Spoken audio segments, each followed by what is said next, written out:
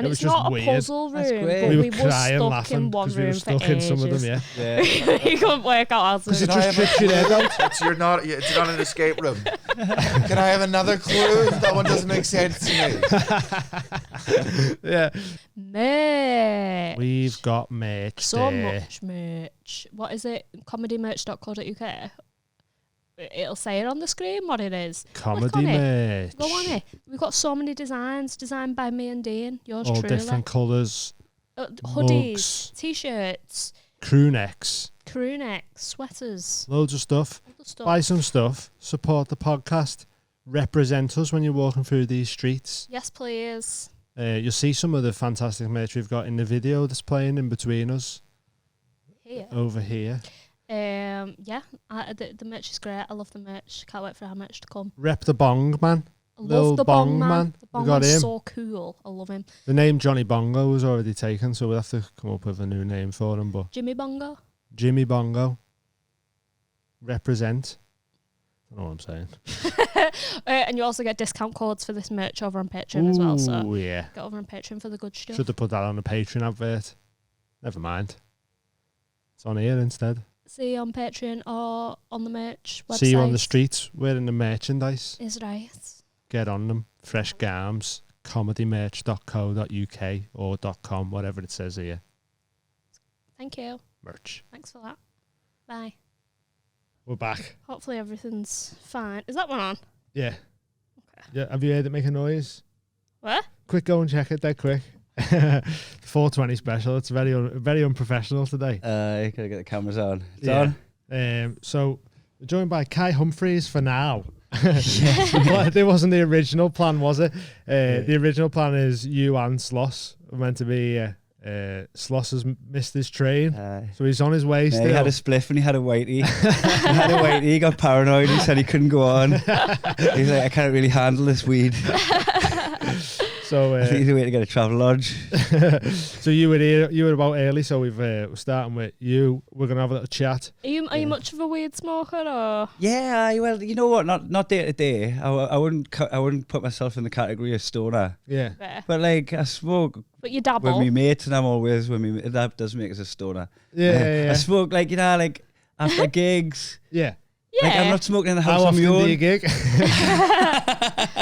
I mean, trying to justify this. Yeah. It's like, I only smoke at festivals, and then you spend your whole life at festivals. Yeah. I remember seeing you at Kendall Calling. I think it was for about 5 minutes, and you were like, "We've got acid at the tent. You can stay in our tent if you want." I was like, "Oh, yeah, song with." Yeah, but it's 2CB. No, but what I'm trying to say is, when I'm just in the house with my wife and my dog, watching telly, playing PlayStation, I'm not getting high in them moments. They seem like the best moments to get high. You know what? You're not wrong. You've got no worries. There's nothing pressing. There's and you can just get in bed. Ooh, nice. Maybe, it's just because me lass doesn't smoke weed. Yeah. And you don't want to be on that different frequency. Oh, we definitely enable each other. It's not good.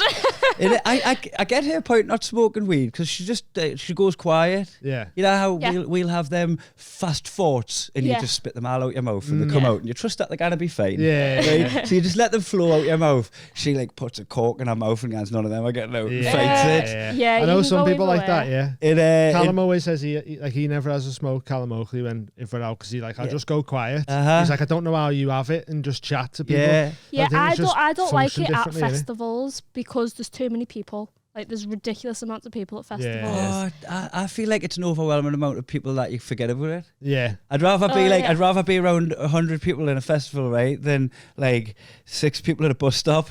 That's less people. That's less people. But it's different people, man. So true. That. Drugs at the bus stop though, that's never a good time, is it? But I mean, either like by our bus stops, the people are probably on drugs as well anyway.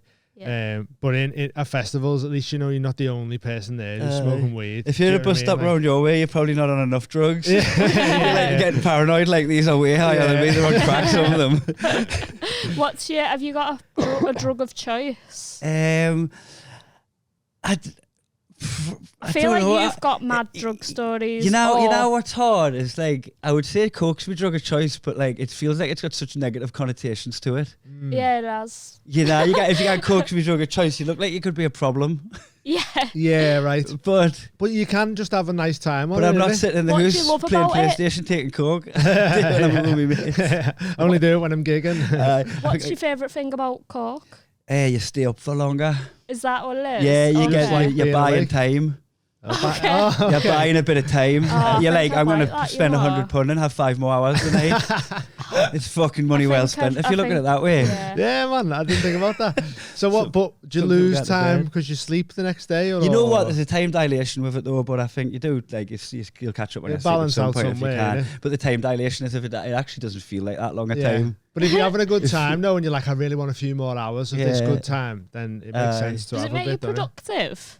No, I wouldn't do it if I had shit on. Okay. And I never did before I go on stage. I've done it once and I hated that I liked it.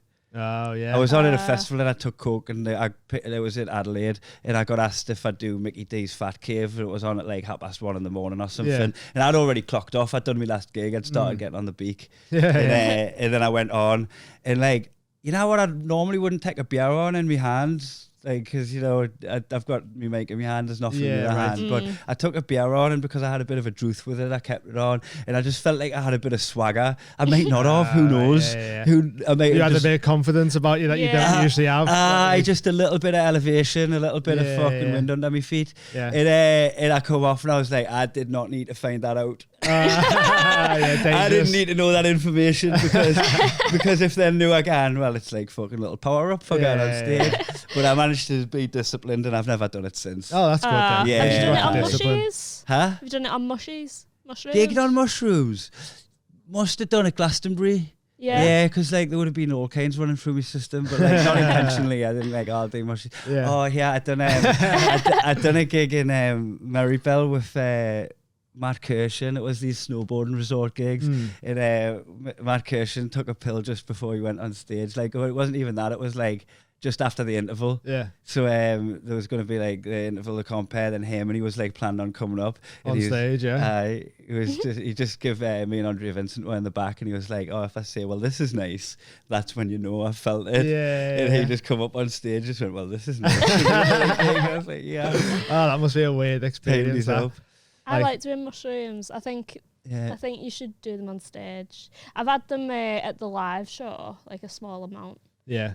I remember Smith saying he'd love to do them and go on stage. Is it I don't know if he has done it since. I haven't seen it for unless a while, you go the other way though. I just remember I have done Eckies on stage as well, going back to the Eckies. And it was that cunt's fault, Sloss, when he shows up. There was him and a couple of our comics. I'm going to just name drop them, Mark Nelson and fucking Michael McCabe, Tom Horton, they were all backstage. It was at my gig at Punch Drunk. Oh, sick. And I'm hosting. And I went backstage, right, and I grabbed me beer, and everyone's just quiet. So all these characters in one room. And no one's talking. Nobody's talking. They're all just like twiddling their thumbs and looking away. And I'm like trying to chat away to them, and I'm getting like one-word answers and stuff. And I fucking sink this pint. Well, obviously, I don't know how I didn't pick up on it. Obviously, they've went, oh, just act naturally when he comes in and starts drinking. But in their head, act naturally was just like start fidgeting and that. So I felt that there was something else. So in hindsight, I'm like, fucking, I should have known they'd spike me drink. And it was MDMA. And it was because I had said something flippantly to Danny years ago, just going, I wouldn't mind being spiked, like if it's a decent amount and it's like a party drug. I tried to spike you both at the restaurant. How do you feel? I'm just moving my glass around. You're trying to get it. It's like whack-a-mole. It was Viagra though. Viagra? Yeah. So my plan. You're trying to spike us with Viagra when I was being a waiter at a restaurant. Knocking people's drinks off the table with me wang. My plan was to give you each one and be like, go spike Kai, go spike Sloss. Do you know, like, so it's like a little prank on both of you. And then you'd have both been waiting across the room, and then you both would have got erect. That'd have been funny, wouldn't it? Imagine the fucking, if one of us had just went, Oh no, I can't do that. That's harsh. That And everyone's already done it. The other one did it. Imagine just That'd be even funnier. Imagine the moral fucking superiority of the one that you fucking stood there with a boner angry at you. Yeah, it would have been him as well, wouldn't it? It would have been Sloss, because it would have been you spiking him, defo. Do you think so? Yeah. Oh, With Viagra, do you not reckon? Especially because we were high and having a laugh, and you know what? Yeah. I'm a motherfucker for peer pressure. Yeah. And all it would have took was you to get on, man. Go ahead. Just do it, yeah. Before Go we on, got it'd in be Brew, funny. he was like, "Do you want half or full?" He was like, "All of it." I remember after the restaurant special, sorry, just quickly, Yeah. when we all went out for a bevy, and Amy sprayed that the blood. syrup in your mouth. Oh yeah. There's some there if you want some. But it looked like fake blood, and you turn around like buzzing. And Steve from Have a Word fucking seen you and went, "Oh my God, thought you'd been like glassed or something." Like what looked like blood all running down your top. The And you're like, juxtaposition of us just beaming happy. Yeah. Just smiling. Yeah, Looks you like look he's just being in a like a fucking psychopath, yeah. being in a face, Yeah. lost a Funny, tooth. yeah. He's Yeah. just back bouncing with it. What did you think about the restaurant? But they wouldn't let me spite you. Adam said no, unfortunately. Yeah. Aye. Maybe it would be problematic. Yeah, Like, maybe. it's Do you know what? I genuinely didn't know that the customers had paid. I thought we was all just pretending. I thought the food wasn't paid for. they'd paid, but they only paid to be there, to be the ones that were there, right? They didn't pay because they were like, I'm going to paid get for this the meal. food. But it was the experience. The experience, definitely. Yeah, there would have been tens of thousands of people that wanted them seats, and they're the ones that paid. Yeah. So they're like a queue I reckon jumper. as well, like people's expectations were so low Yeah, because they knew what was happening. Yeah. That when the food come out, they were actually made up. 100%. Because we didn't get anything sent back or anything like that. Because do you know man, what mean? I was there. My tables had asked me about 4 times, "Where's my main?" Because the main hasn't arrived, and I just apologised for the kitchen. I was just like, it's the first time being cooks. Just give it a chance. Like, do you want another drink while you're waiting? And I'm like pacifying them, right? And then I heard someone shout, "The starters are done at table 4." And I was like, "Are you meant to tell them the starters are done?" And I hadn't told the kitchen that the starters were finished to bring out the main, so it was my fault. So it was you, yeah. I put it on them, and I ran in and grabbed you, and you were stood there as soon as I walked through the door, and I was just like, "I haven't told the kitchen the starters are done, the mains need to come out," and you just looked at us like, "You're telling me fucking He's pastry like, chef." "I'm on cakes." I was on He was- cakes and I he was was stoned on- off my head. He was like, I'm on cakes, bitch. it wasn't like I'll take that problem and pass it on to the staff. It was Nah, like, man. nah, dog. My only worry, my only worry was cakes, lad. As soon as I start dealing with that query, I'm on other stuff. I'm taking the bins out. That was it, man, yeah. Yeah. All I had was loads of cakes coming at me, and then you coming at me with another problem, and I was like, not my fault, lad. I'm on these. Not my monkeys. And not that was my another one spirits. where I thought you'd fucked up and it was me, right? Another time There was there. another time I thought the kitchen had fucked up and it was me that fucked up. There's so many times I fucked up and blamed the kitchen and then realised it was me and just had to be like, oh, oops. Josh, who was he was the boom guy. Yeah. He said like there was so much footage of you just necking people's drinks, like so much they didn't make it in the course. But he was probably like, think of- everyone's drinks, Kai just drank them. You can probably take a montage. So I'm going to get back to that with the drinks as well, right? But the dessert thing, you know, you've done that sphere of chocolate and you're meant to pour on the caramel and it bursts open. And then like, right, I get the whole fucking teapot thing and I start pouring it on. I was like, oh, I think the chef's put too much caramel in here.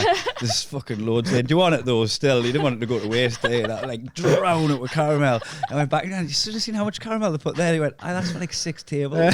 you had to do with You had to just do it till it's melted and then stop. I just went, there you go, and you're going to get diabetic, lose a foot. That must have been so much caramel, man. Yeah. Like the bowl must have been full. Oh, that's so funny. But with the drinks thing, I was going up and ordering drinks at Daniel's table, right? Yeah. And then adding shit on for myself on their order. Yeah. Right? Just when it goes through. And Were Danny they had having to pay for that? Wait, Danny would have had to sort the bill out and fucking get the drinks knocked off because they weren't on. Yeah. Right? So we just had to get the drinks knocked off that I ordered. Yeah. And then I got my bill in and I had fucking tequilas and alkanes. The cunt had been putting them on mine. And I don't know if he'd seen me do it and just started doing it back or if we just simultaneously. See what I mean with the fucking- Viagra though? Like the Viagra thing. Yeah. You defo would have done it to each other. Yeah. He's already doing something like that anyway. But yeah, because I thought it wasn't real customer. customers. Do you know what I mean? Like it was just all pretend waiters, pretend customers. And that's why I ordered but food real for food, myself. like you can't poison them with. The fact that like we're meant to be asking about nut allergies and shit. I know, Oh yeah, it's mad. But because there was times when like didn't we have a dessert? We ordered a dessert at a table and sat down and ate it. Yeah. And I had to make that nice one. I was snowed under and you made me put 2 more on for no reason. Did you just learn about this right now? I think so, yeah. We didn't pay for that, so I don't really paid for that. We'll put it to. We voted on a ticket, put it in, and just sat down and waited. And someone brought my dessert. I was in there stressing. Can people get fired for shit like that? Oh, but yeah. I mean, we probably all would have got fired. Most of us were drinking or on drugs on the job. It was hilarious. I was so unprofessional with customers. Yeah. It's a weird situation. You really climbed through the it. kitchen at one point. You climbed through the pass, didn't you? Oh, that's probably yeah. unhygienic. At one point. I had my head in there at one point. I was like, it's nice and warm in here. It was just mental. I don't know. I love You were tripping, weren't you? You I were was on on acid. mushrooms. Mushrooms. Yeah, so that was weird for me because, like, all yous are like professional comics or like do stuff. Right. I like a student. And Aye. I've got. But we're all chances though. You're probably like Yeah, but I just better thought, in them social environments than we are. yeah. Put on an Well, act. yeah, because I did retail and that for a long time. So, and then I just ended up in a fine dining restaurant as a waiter with you guys, and I was just off my tits as well. So I was you like, lost your mind at me because. Can you remember why? No. It was because I had chewing gum in, right? And I put the chewing gum behind me, and stuck me pen in it. Yeah. Stuck me weird ass pen in me, so my pencil. And you just were like, you just couldn't cope. Like, I've heard of that before, though, innit? Like builders and shit all do that. Yeah. Like I wasn't tripping out enough already. I know, I was like, have you just put You don't chewy need- behind your ear? But you were just. It doesn't I was go like, there, how it are the goes in the mushrooms? You were like, mouth. that's not helping it. It goes in the mouth. What is going on? And then when I had to make a spliff for Sloss and you, my fingers were like sausages. I was like, I can't do this. It was the most stressful moment of my life. And I've been homeless twice, but that was worse. And this was you doing a shift. Like, we would have got fired. Everyone would have got fired. I was like, doing drugs. I was like, this is fine dining. It's What are we doing? We got spiked with acid in Benidorm. Oh, really? I know exactly when it was. You know, when you think that back. must be a heavy one to get spiked with Oh, acid. me and Barry Casanola didn't know we were on acid for the majority of it. Barry Casanola didn't sounds know? like someone you just made up. On acid. Yeah. Baza Castaneda. He's like your shaman when you're on a trip. You've never met Barry Casanola? No. Oh, he's been he started way before me in stand up. okay. Like, Right, he yeah, does a yeah. lot of like TV. He produced the comics boxing, the footage. Oh, really? He's got Yeah. his production company and Okay, that yeah. now, so he does a lot more of his production than he does with stand up. Oh, right, okay. But he's fucking does sound like I've just invented a great fictional character for me being spiked in On your Benidorm trip. story. Yeah. Me and Barry It's Castanella. like or if whatever. you're a fiction writer, you're fucking buzzing when you come up with Barry Castanola. You're just Yeah, what a like, criminal he is. Yeah, we're going, You've and got a people are going to proper get villain. behind that cunt. Like, Yeah, people like that guy. That's funny. That. So what happened in Benidorm? So we're like fucking ended up talking to this little Dutch guy that was like, a dwarf, but not a dwarf, not proportionally a dwarf. Just a little dude. Just a little dude. Yeah, like 5 footish, something like that. Yeah, not quite like Iman Hadichi. I don't know if you've ever met Iman. I'm making up belter names for this podcast, but this is class. Yeah, you can say anyone. How many? I want to know how many people you can drop in that aren't real by the end of this. I just fired Iman Hadichi in straight after Barry Castanola. I know, mate. You got a full cast of You know people. those people, so they just look like I'm spinning the best That's yarn. it. I'm not going to know, like this, through this whole podcast, you could name 6 more people. 3 of them could be totally made up, and I still wouldn't. I'd have to believe you. Like, why? I've got no reason to not believe you. Do you know what I mean? I haven't given you enough to put us down as a bullshit. Yeah. But if this turns out not to be real next time we talk, I won't trust you. I wouldn't trust anything. No. No, it would be Oh, luckily you hell. can trust us. I know my head's battered with all these fucking Barry Castanellos and all that. This is so funny. Oh, go ahead. One of my best parts. So he's 5 foot tall. This. Aye, and so he gets these shots for, right? But preamble to that, right? He was being really racist, and he was talking about, he had a Dutch accent. It was like, I hate Muslims. Right. Muslims. I was like, you hate mushrooms? Just trying to fucking make light of it. just trying to bring it up a bit, Like my lass's mom's a Muslim, and I just started just going, my mother-in-law's a Muslim, she's fine, man. I was like, you can't hate all of them. She makes me lunch. Like, she makes soup. I'm just trying to fucking, and all the lads are just fucking laughing at us. I'm taking the piss out of him, but like while trying to converse with him on a level. And then he fucks off and he's like, I'm sorry lads, I've bought you all some shots. We take shots. Fucking done. Split off while on my own little trips. I was stood on the fucking promenade, like by the beach. Where was it? Barcelona, sorry, near Benidorm, mate. Like I go lower. And I ended up fucking way into the night. Fucking, I'm spinning all over the place, and I'm fucking stood on this park bench, going, my dad's got big plans for this city. Solar panel blinds, photovoltaic blinds in all of the windows, and the fucking sun hits it when it comes up, and it's gonna power Benidorm. That's a fucking great idea. That's solar power blinds. Oh my God. Spitting this. That's a great idea. It's fucking dad's idea. They're in the window. Do they exist? Honestly, like if they don't exist, get on Dragon's Den now. It was like a callback to my dad. Fucking, my dad used to talk about how it would be. He tried to get a patent on it and all that, like fucking years back, and I just started spinning this. That is a sick idea, though. It's a sick idea. But that's so funny on a bench going, we're gonna change this city. Fucking just drawing on a stupid little thing from my childhood and just banging on it with my dad's solar panel blinds, right? And I'm just like, I've just picked this moment from my youth, and I'm fucking shouting, you know, at Benidorm, and Barry Castanola's just howling because I'm doing it for entertainment. I'm not like out me mind. Like it passes us by. When they see a crazy person, just going, my dad's got a big plan for this city. That they've seen a crazy person. But I don't want to shatter the illusion for them, but there was layers to it. I was making me pal laugh. You were doing it a bit on purpose. I was making me pal laugh. And then I started going around the street asking fucking people what network they were on and trying to sell them a price plan. Right, I'm going up and I'm just like, what network are you on? They're just trying to have a smoke outside of a bar, and I was like, I can get you like 20 gig of data, I can get you unlimited minutes overseas, and I'll get a free dongle.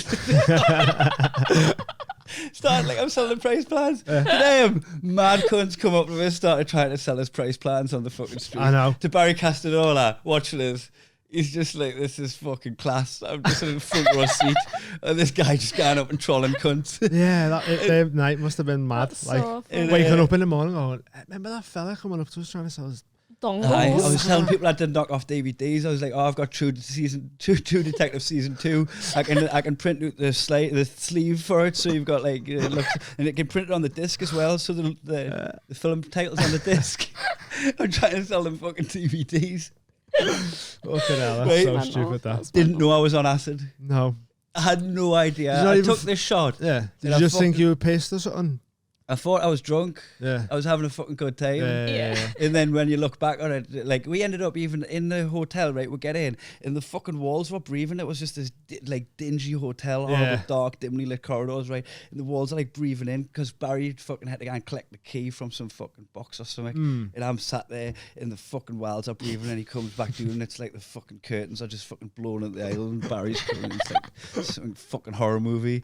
And then we're in the bedroom and he calls us into the bathroom and like, Kai, you seen this? And he pulls us in. I look in the mirror and he clamped me head and made us look at my face in the mirror.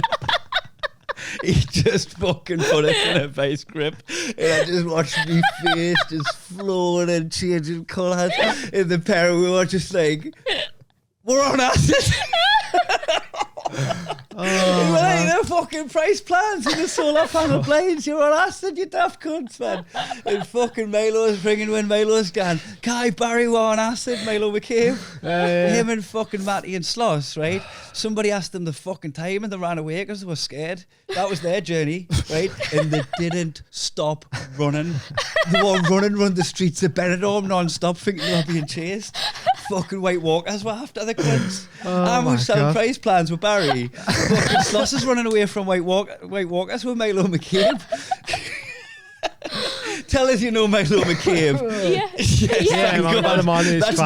That's not one of my fictional names that I'm just It does sound fictional. And if it was a fictional name, Milo McCabe's a belter. Insane story that. Fucking That's hell, so mate. funny. Isn't it? It's weird how you can't look at yourself in the mirror I turn into a witch when I look at myself. Like Same. I go green and when we were in Festival of the Dead. we done it in Paul's, and his bathroom was green. So you looked in the mirror, so your face was green, and then like I started thinking of like on Snow White the cartoon where she turns from the witch to the queen or whatever she turns into. Yeah. Like I could see myself turning like into that witch, and I was like in my head I was like, people say don't look in the mirror, but I just want to find out why. Yeah. And I was looking in the mirror and went, oh, okay. No, thank you. See you later. That's so old. But we did So funny that he just clamped your head there and was like, Oh man, it was a crime, absolute war crime. Reaching the Geneva Convention, reaching human rights, like absolute fucking violation. The courts would never understand it. The courts wouldn't hear it. They just hear I was an acid and have it as a druggie. I'm like, no, but you don't understand. They're like, you make yourself look more like a druggie by protesting in court. fucking hell, man. That's so funny. War crime. Oh my Feel sick after god. that. I know. How was your trip to Amsterdam? You just been to Amsterdam? Oh, that didn't was you? fun, yeah. We just missed you, didn't we? That would have been sick if we Yeah, could have met up. absolute fucking by a day. Yeah, One man. day. I think Gutted. you landed when he left. I left a day earlier. Yeah, did you have a good time? Yeah, I always gravitate to Route 66 when I'm there. I don't think I've been there. I think it's just a sports bar. So like if there's ever fights on or football on, it's like you can have a spliff in there and watch the match. Yeah. And they've got them tabletop games. We got fucking locked into one of them. You know, like 4-player. Like but, Pac-Man or some strat- shit and that. Oh, I think they do that kind of stuff, right? But also strategy games. oh, okay. It's like there was like I think like 500 games on one computer. Oh, And we just right, picked one yeah. at random. Oh, And it sick. was a bit like Risk. And it took a little bit of getting your head around, but it was like dice moves to take over the squares. You could play 4-player and just do like power grabbing territories, and you have to start making allegiances because Right, someone's getting yeah. a bit powerful. So you're trying to fucking gaslight your mate's brother, so that fucking he'll turn on his brother. Yeah. And we're just playing that all night, just high as fuck. That sounds sick. It was just a really You good. like playing the games and that, innit? Like you just play Dungeons and Dragons. We played D&D. We just filmed one Did for you? Patreon. Yeah, we want to do some more. So It'd It'd be sick God. if you want to do one sometime. Like 100%. we do it in here or something. But the only thing with that is, fuck man, that's like 40-hour plus. Yeah, we've done a little 3-hour quick one. So you Well, do- it still felt ages because it's 3 hours. Like, yeah. but- So can you do like speed runs? Yeah, I haven't got that deep into it to find the variations. So basically, the one we done, it was a time limit. So you had to complete it within the 3 hours, otherwise. you had to talk dead fast. Well, you just had Through to your solve scenarios. something. You had to like solve a murder in less the than 3 murder hours. was Santa. Santa been murdered, Santa got- and we was all elves. Are you doing spoilers here, bud? Are these going to watch No, this? no. No, we- they will, but that's not a It's not spoiler. a spoiler. Aye, more Um, advert. But that's the Yeah. premise. Yeah, class. Yeah. So we had to complete it within the 3 hours, otherwise Santa died. Do you know what I Yes. mean? So that's how you put a So you get time the limit clock, on it. So it starts becoming like an escape room. Yeah, Yeah. and every hour, In the escape room. yeah, every Yeah. hour was a day. Yeah. in the And who- journey. Do you know what I mean? That'd be Yeah. good on acid or mushrooms. Mhm. The game for one of them. We're gonna try and do one in here because we know a few dungeon masters now. Yeah. I've got 3 on call. Sloss is a belt at the end. Is he? I'd say he's one of the best I've ever played with him. But you know, like I've watched stuff online and that, I've seen what the standard is, and he's fucking really good. Oh, I can man. imagine like Yeah. stand-ups and that doing it like used to be Yeah. improv and that would be class at it. Like One of our dungeon masters, Alex Ty, he does comedy. he's just started stand-up. He's dead Does he? good. And he's like, really good at like impressions and Yeah, stuff. So that I think helps. he'd be a great. And he's a proper nerd. Aye. Proper If you're nerd. watching Alex. Yeah, Shut great. up. Yeah, he's funny, man. It's class. I think the deeper you get into these things, the better they Well, are. we got proper involved Oh, in yeah. it. Like, Yeah. you I know, love it. Like can see why. actually love it. It's even so good. down to the thing of it was just 3 hours of not on your phones, interacting, having a laugh. And Yeah. that. And then like when you were finished, it was like, I felt like, And just puzzles. I like puzzles. Aye. yeah, it was good. It Yeah, was, we've got lost that time time, on mate. it. We done one in lockdown. We done one over Zoom with Tom Horton, Elliot Steele, and Danny Yeah. and me. So just 4 were. Yeah. And we just kept having these long Zoom sessions and going through it. It was working, and then we got to this like kind of final boss battle, and the world had started opening back up, and we're doing. I think it might have been down for the car park gigs in Brent Cross, Yeah. or something like that. And there was this cafe open. So it was whenever it was social distancing, because the cafe was open, but it was all like fucking in your bubbles. And it was the first time we'd met up in fucking months for the whole of the lockdowns. And we just got high and we went in and we did the boss battle in person after doing loads of them on Zoom. Oh, that's sick. It was just one of the fucking, that's so good. Like, as lame as it is, what a bonding experience we have made. Like keeping a good fucking thread through your friendship. I'm so corny, but it totally binds you in a time when you're miles away from each other and lonely. Because of lockdown. Yeah, and then you got to do the last one like all together in person. Like, it's sick. That's so good. No, it is really good for mental health. Like I think there's studies on it saying like good for mental health and stuff. So yeah, we'll have to arrange one of them then. I want a cloak and everything. Getting the full gown. Yeah, definitely. Get that. Yeah. We had our mugs and all that, so like whoever was the paladin had their coffee cup with a paladin cup. Shouldn't be divulging all this. Got a rep to protect. That's the thing. Like fucking, it's all nerdy stuff, but like it's so much fun if you immerse yourself in it. It's just like, another style of gaming, though, isn't it? Yeah. Like it's the same as sitting on a PlayStation for 6 hours and playing Call of Duty. Yeah, it's immersion. Yeah, it's just. Have you played that game Gloomhaven? No. That's a good one. It's like a board game D&D with a bit more structure and a bit less acting. Oh, okay. So it just reins in the acting. So I guess people that are less like fucking a bit more introverted and want to act out and that, they can do all the strategy of the battles. Yeah, right. I think that's the best way to describe it. Oh, okay. Have a look at it. Oh, this will only be out in April, so we can talk about the Dungeons and Dragons. Oh, I guess, this isn't coming out till 4/20. So so you can talk about it respectively. Yeah. Oh yes. So one of the guys lost all his health without combat. Because I fell out of a tree and died before. I fell out of a tree feeling in acrobatics, natural one or something, on athletics or so whatever it takes to fucking climb a tree. I was trying to get a better look. I was trying to get a view of the surroundings to see what I could see. I fell out the fucking tree and died. Yeah. So funny. I think I beat through so much. I think one of the things was he tried to get in a box, didn't he? And he headbutted it. No, he walked into a tree, I think. One of them walked into a tree. But he kept just doing things and that he was trying to his break life. a lock on a door. Yeah, and I it think was a padlock on a door. And he was like, can I headbutt it? And he was like, you can try. And he went, bunk, -2 HP. It was so funny. And then he used to put armor on for walking around. Yeah. It was so good. But what I found mad about it, I've said this on here before, but you literally can do whatever you want.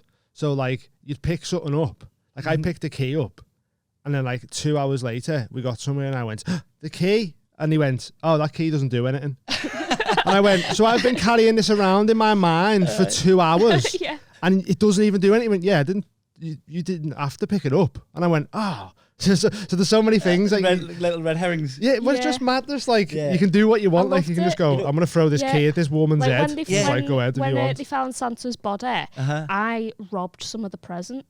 Did you pickpocket Santa? And then I used them to barter for like pints and stuff later on. Oh, great! So you've basically gone from like the workmen's clubs and all that with the stuff you've nicked to Santa's sack, trying to sell fucking stolen presents. Yeah, pretty much. I got a Ninja air fryer here for 20 quid. Like, I ain't nicking up Santa. You bought that in the club. It's funny that. That's what you're doing in D&D. Yeah. Selling stolen goods doing the pub. Not even selling. We were just bartering with them. Points. Guys, -2 HP. For information, that's what I was doing. Information, yeah. Spy. It's like bribery more than selling them, yeah. And you can do that. That's the beauty of D&D. Do whatever you want. I like it when you make a suggestion that's not impossible but implausible, so the Dungeon Master has to give it like a little bit of credit and you roll a natural 20. Yeah, right. He has to just create the story around your ridiculous suggestion. Sometimes we proper baffle the Dungeon Master's head as well because we're not used to playing. So you'd like say something and he'd be like, okay, I guess you can do that if you want. And we're like, well, should I? And he's like, it's up to you. And you're like, go on then. I don't want to hold you back. Dead. Interested to see what happens. Yeah. It's quickly trying to write a story in the head of when it goes wrong. That's an impressive thing, like remembering, like, because at one point we went through this garden and I was like, oh, these flowers are nice, and I picked some flowers, and then like later on, I offered the flowers to someone. Give me a key for it. No, I offered them, and he went, them flowers are out of so and so's garden. Why have you got them? And I was like, oh shit. So he'd remembered I'd picked them flowers and I'd forgot, like, like the way they keep tabs on stuff. The way he remembered, like the way he put tabs on stuff and like recalled it for later on was so good. Like it was class. But he proper caught me, like I felt like I was like a being caught. He went, them flowers are out of them gardens, and I went, oh, yeah, I thought you'd like one, and he was like, "Okay, thank you." And it was just like, "Oh, let's get out of here." It was so good, mad, man. honestly. I really enjoyed it. So then you give the guy flowers in the game. I think it was just like someone had died. I think someone had like there'd been a death, so I was like, "Oh, sorry for your loss." Commiseration. Yeah. God, these your next door's gone. Yeah. I mean, he's really courteous and it counteracts I'm just gonna play this theft. for his meme. My neighbour's like fucking had a bereavement and all that. Wife's died. I'm just gonna In real life. No, I'm just your D&D. Oh yeah. This is me D&D. Yeah, go on. Like my neighbour's wife's died. We should do something for them. What can you do? What can you even say? And I'm like this. Like he's lost his wife. Like there's not much you can say. I can't get us some flowers. And he just went to another neighbour's garden. And just started wrenching that plant up that they've been working hard on to make their garden look nice. And you went, do. Like, sorry, our wife's deeds, but I got you these. And then like, are they not Mrs. Jackson?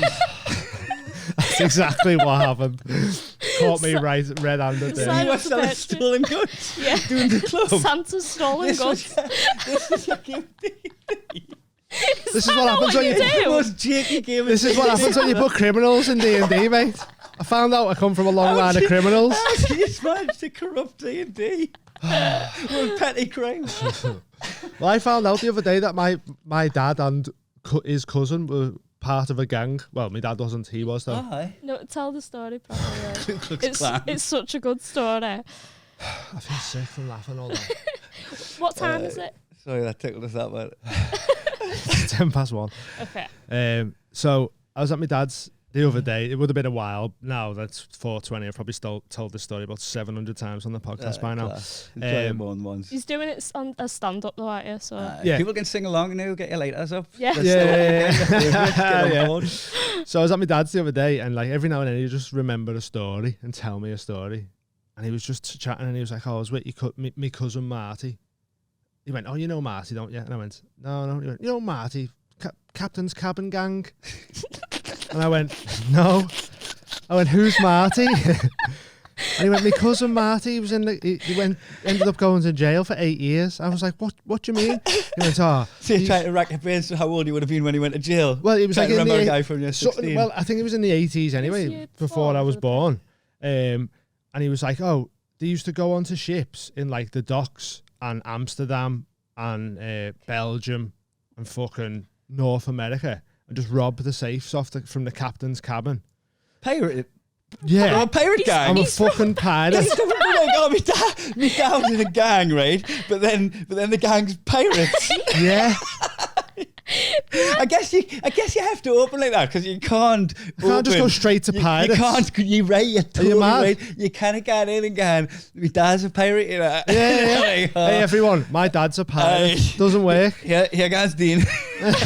Chatting on shit again. But now you got us on the hook with using the pirate hook. They used to get 8 years. Is that all you get for piracy? Well, I think it was in the 80s though, back in the day. They had the police were proper after him, and they had their own. It was called Operation Cabinet, like trying to get these 7 Scousers, which was known as the cabin crew, Captain's Cabin Gang. And they ended up looting 1.5 million. They was notorious. He was a notorious gang, and he just dropped this into conversation. On and Charles Bronson mentioned him in his autobiography. What's the gang called?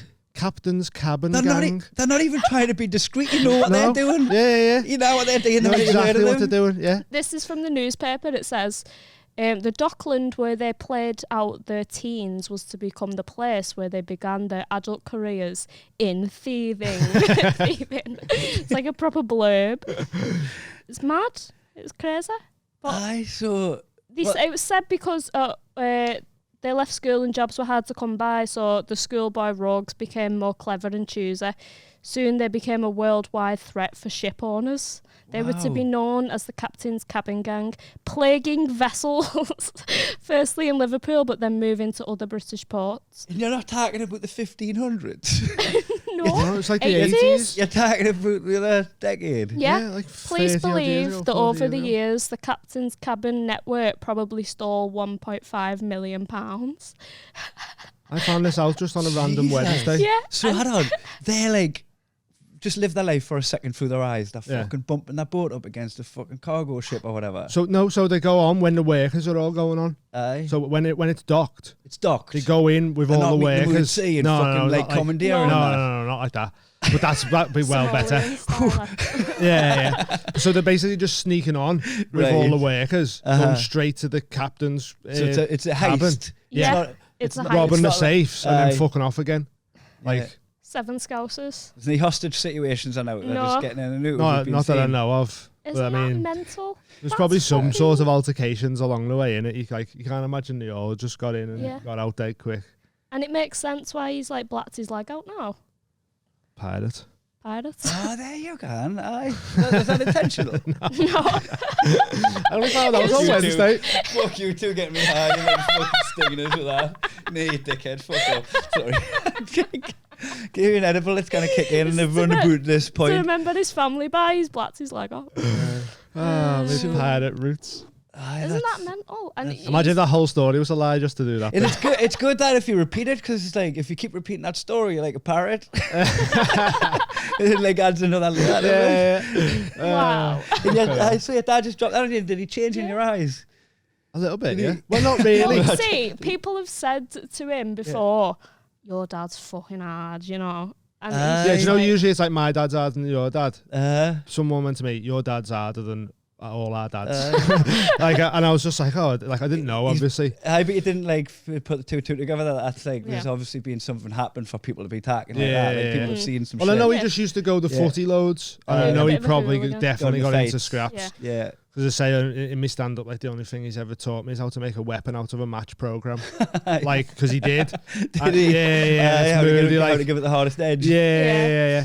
So I Um, know there's been, he must have been involved in some shit, like, but then he said that, and I was like, oh, that's another level to it, isn't it? But you can Like, cut this bit out, but he minded the money.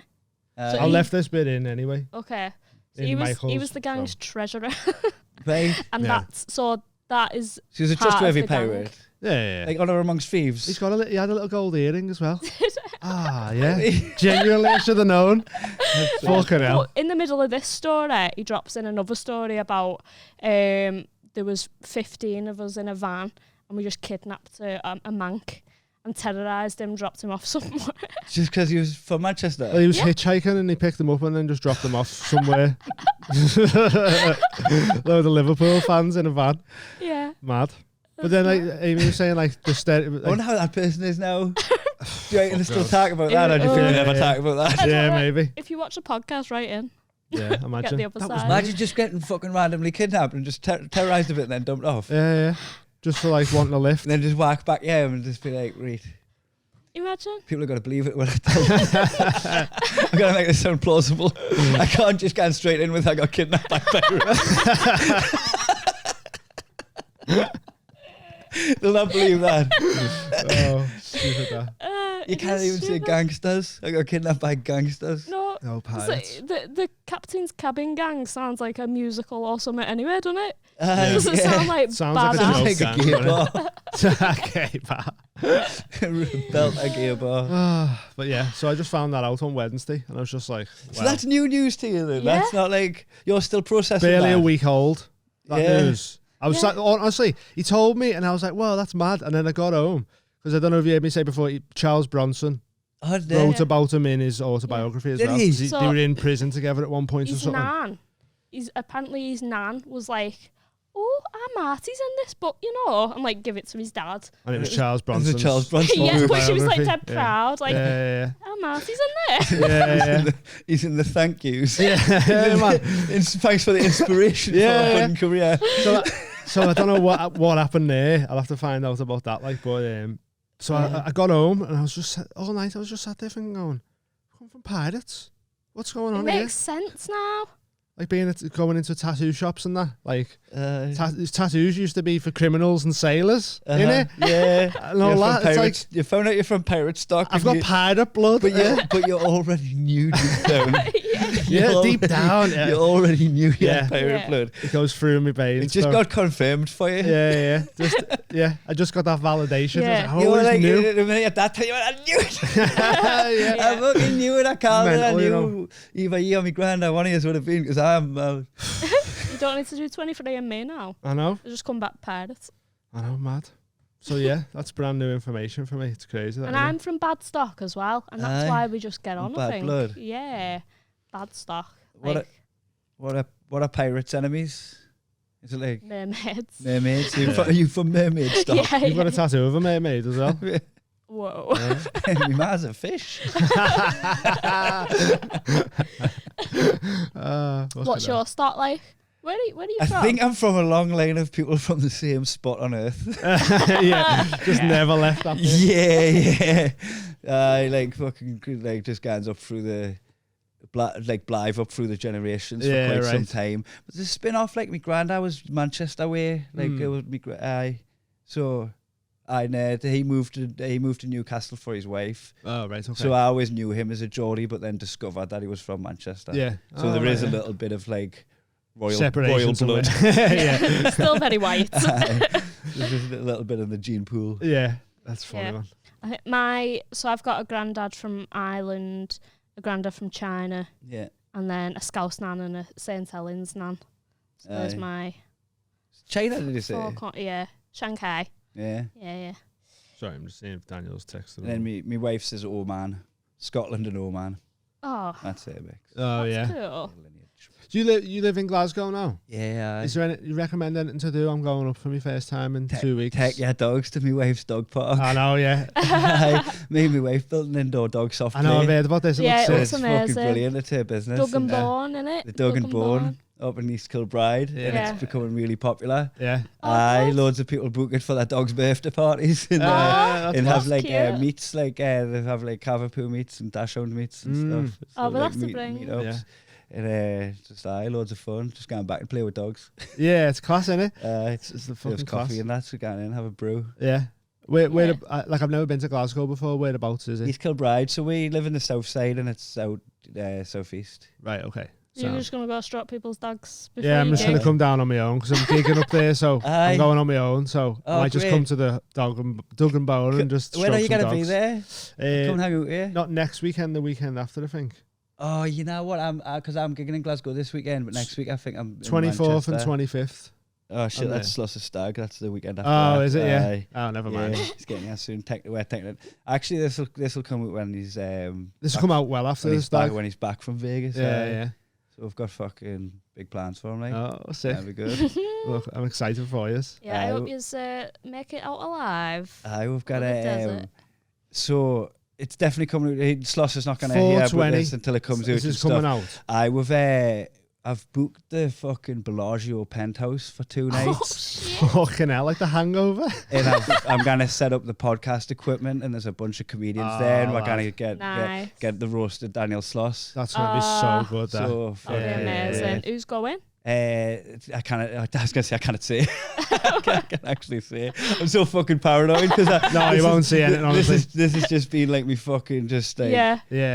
I've been creating it from scratch. Does it feel good to get it off your chest? Yeah, nice to confess it. Because we set up the Patreon saying this is going to be the fund for Sloss's stag for his half of the Patreon. I'm keeping a pot, so that's his savings account, and it was like we're really like honest with people, just going we're saving up for his stag, and then after that we'll do that, because the whole point of it was Sloss said he was going to give me money to organise his stag, and he'd give us a figure, and I was like, how about I'll just start making the money so I don't have to ask for your purse strings, so you've got no power over the whole thing. Him offering me money felt like a power grab. He wanted to distribute how it was spent, and I'm like, nah, if I I'm taking you to Vegas, if I want to get a camper van and take you on a road trip to Mongolia, that's what you're getting. Like, you're not just having any fucking power on this.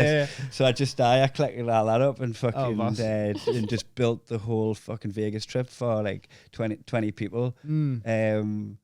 with fucking accommodation and everything, and just died. For 2 weeks, I never had anybody in the history of Best Men who set up a business specifically to raise money for a stag do. but I hope when I die, I'm remembered for that. Yeah, definitely. That's sick. Oh, that's so good. So who the comedians are going? This would be awful if I left anyone out. I mean, they might not watch it anyway. You know, if I just rhyme off like every comedian that's going, and just Barry Casnola's just sat there going, "Oh, you remembered us earlier." Barry Casnola, Milo McCabe, Tom Horton, Elliot Steele, Mark Nelson, Nick Cody. Do you know Nick from Australia? No, I don't think so. So. He's fucking mint, Nick. Who have I missed? Rich Masara's coming out. That's going to be a surprise for Danny. Yeah. He's got to. That's going to be mint. That he's a couple of me Geordie mates are going as well, because like me and Danny have been fucking touring together for a long time. Best mates for a while. Yeah. My best mates are his best mates now. It's like there's a fucking crowd. So a few of the Geordie lads who's not as coming out. Yeah, sick. Definitely missed it some comics, but fuck. Oh, that's all right. No, it sounds like a need boss to be night, more though. memorable. Sounds like a boss trip. Gareth Waugh, Ryan Cullen. Oh, there you go. Yeah. Boys. Because you've like been in a relationship pretty much for so long. How did you like meet? In a game of football, again in a charity match. With like comedians or something. Comedians versus Hibs under 17s girls. And we smashed them. We didn't need that. Did you think you were going to like lose or not do as well, and then you ended up just twatting them everywhere? Or did you go into it thinking, oh, we're going to fuck these They were so much more skillful than us and so much fitter. Yeah, they right. were just so much smaller. Yeah. And it just, I wish the scoreline had went the other way for society's sake. It's not a good look, is it? Just come back in a few years. Yeah. But me and Danny had both played football before. Some comedians didn't really know at that day, and so we were half decent. Yeah, right. Playing. So like we linked up well on the pitch, and then I'd done a couple of gigs with him. Found out that his agent was the one that I was signing with and stuff. Oh right, yeah. And she we're together for a lot of stuff. Yeah, and that's handy, isn't it? So ended up starting the tour like early doors when like 2010. So he'd been on, I think he'd been on like Paul O'Grady's show, and it was something else. McIntyre's Roadshow had just come out. That was the one. Right, yeah. So there's a handful, like maybe there's a third one as well. So there's a handful of things that like, we'll put this tour on for you and see how it goes. And just because we'd been getting along so well, it's just signed for the same agent. Yeah. We're just like, oh, we'll do that together. And that was like 2010, and we haven't stopped touring. Oh, sick. Like just non-stop. Like you'll fucking stop touring for a bit, do a couple of festivals where we're together anyway, and then the next, like the next one.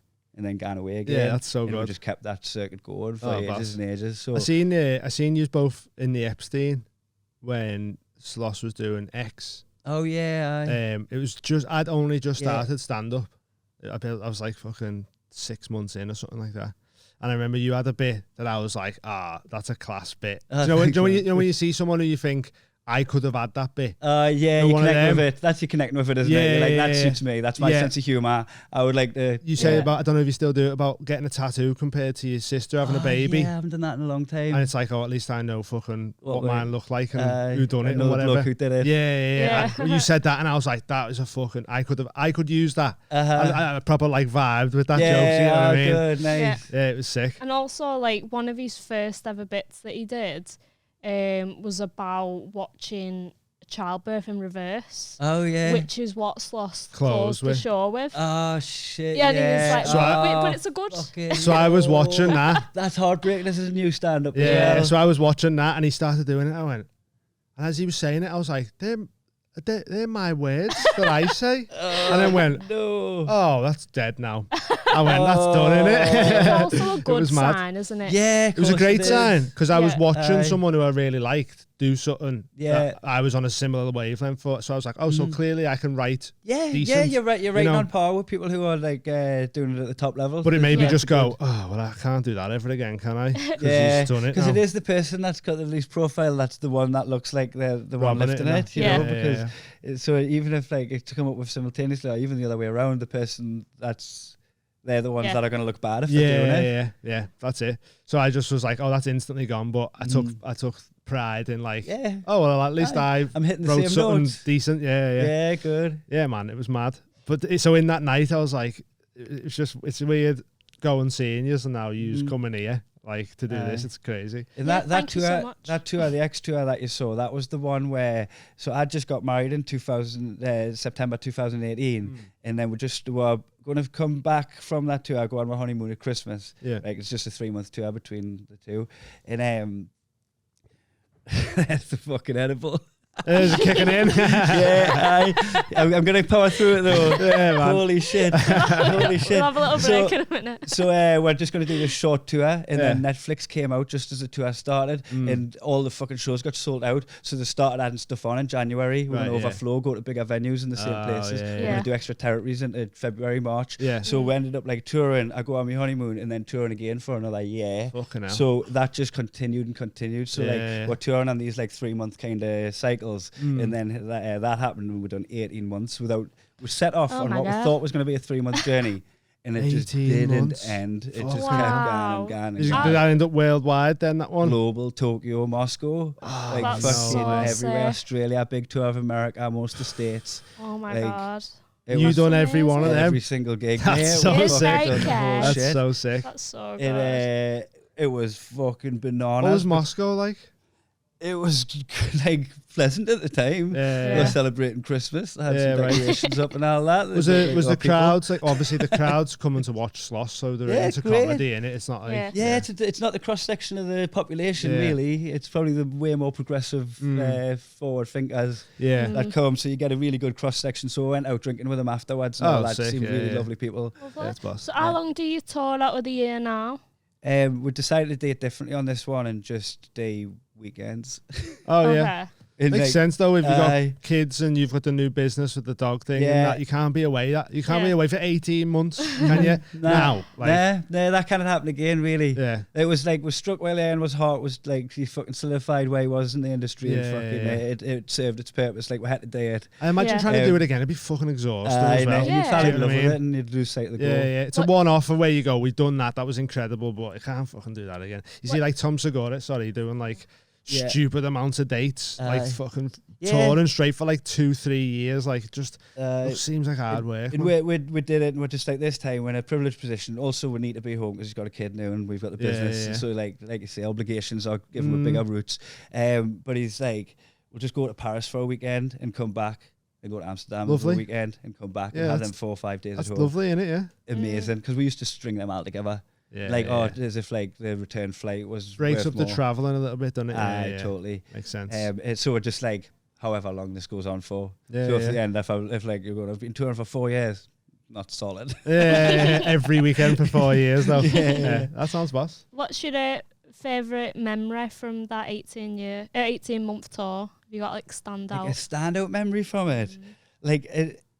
Because it's weird to say like a month period as a standout memory, but the American tour, of all of it, I know I'm picking a large portion. I've been pretty vague with what the standout moment is, but it felt like a game show prize. Right. It felt like you'd won the top thing. Go traveling around all of the states of America with your best friend and get this much cash to do it. What were the venues you were doing there? We've done the fucking Beacon Theatre on Broadway. Oh shit! We've played in Broadway. Fucking David Schwimmer was in the audience. I sound like a liar again. Cough. I sound like a liar. Was he next to fucking Barry Castellillo or whatever? It was fucking amazing. Big. Like it was that big. And what I was just like, mate, this is the whole thing was just unreal. That's insane. And then I was like looking at that because it was just such a once in a lifetime. And then just last year we did it again. We're going to do it again in America 2024. Again, It's not announced yet, so hopefully it is by the time this comes out. But it'll not be. It's not in the an American tour again. Yeah. Yeah. Oh, that's sick. Of that one. Yeah. Yeah. Are you Are you all right understanding you in America? I know you went on Bert's podcast and you had conversations with him and he could get it. Like, but it's actually easier going to Europe. Can I get another bottle of water? Yeah. Twisting away. Yeah. Sorry. Have a little break if you want for a minute. Yeah, well, I need to wait. Let's pick up that thought though. We'll be back in a minute. Accents. So we're just talking about gigging in America and whether they can get the Geordie accent is much more of a problem to me stand-up in America than it is in Europe. Yeah, right. Even when people speak English as a second language, the Geordie accent doesn't really get in the way as much. Do you think that's a bit like because it sort of will be bit mixture of different European accents maybe? Like, I think it's because they're not used to dealing with anything outside their rigid view of language. Like the can't. America, just see English people as like, oh, hello. Just like, accents like, say if I said, where's Mike? Yeah. And they'll go, Mike?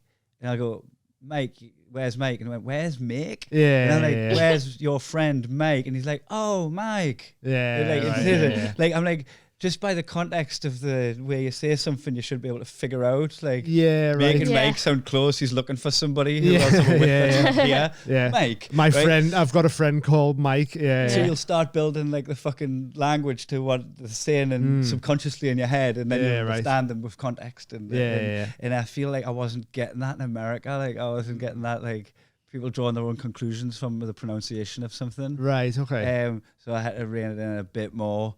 Okay. And, like, even I can't say water to someone. Why? Pass the water. Yeah. They're looking, I was like, water.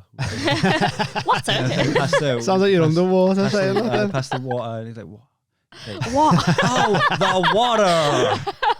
And he's like, get it yourself. Why are you asking me to pass the water? No one I was confused. Do Americans think a world doesn't exist outside of America? Is that what it's parasocial. You just don't know. I just don't think they think any other accent exists in England other than like what they hear on The Crown and that. Yeah, maybe. You think we're Irish and shit like that? You know what I mean? They don't watch us. We watch them. It's a parasocial relationship you have with them where you see everything that they do, everything they say. So you go over there, like, you know that diaper means nappy. You know, sidewalks, pavement. They hear pavement, they hear nappy. They don't know what the fuck you're talking about. So like you have to go on their words that you know. Yeah, that's mad. So you, like there's a conscious like thing firing all the time of like what words to say and pronounce. You don't want to bring any of them back. Yeah. Come back calling it soccer. 6 weeks on tour. Yeah, just awful.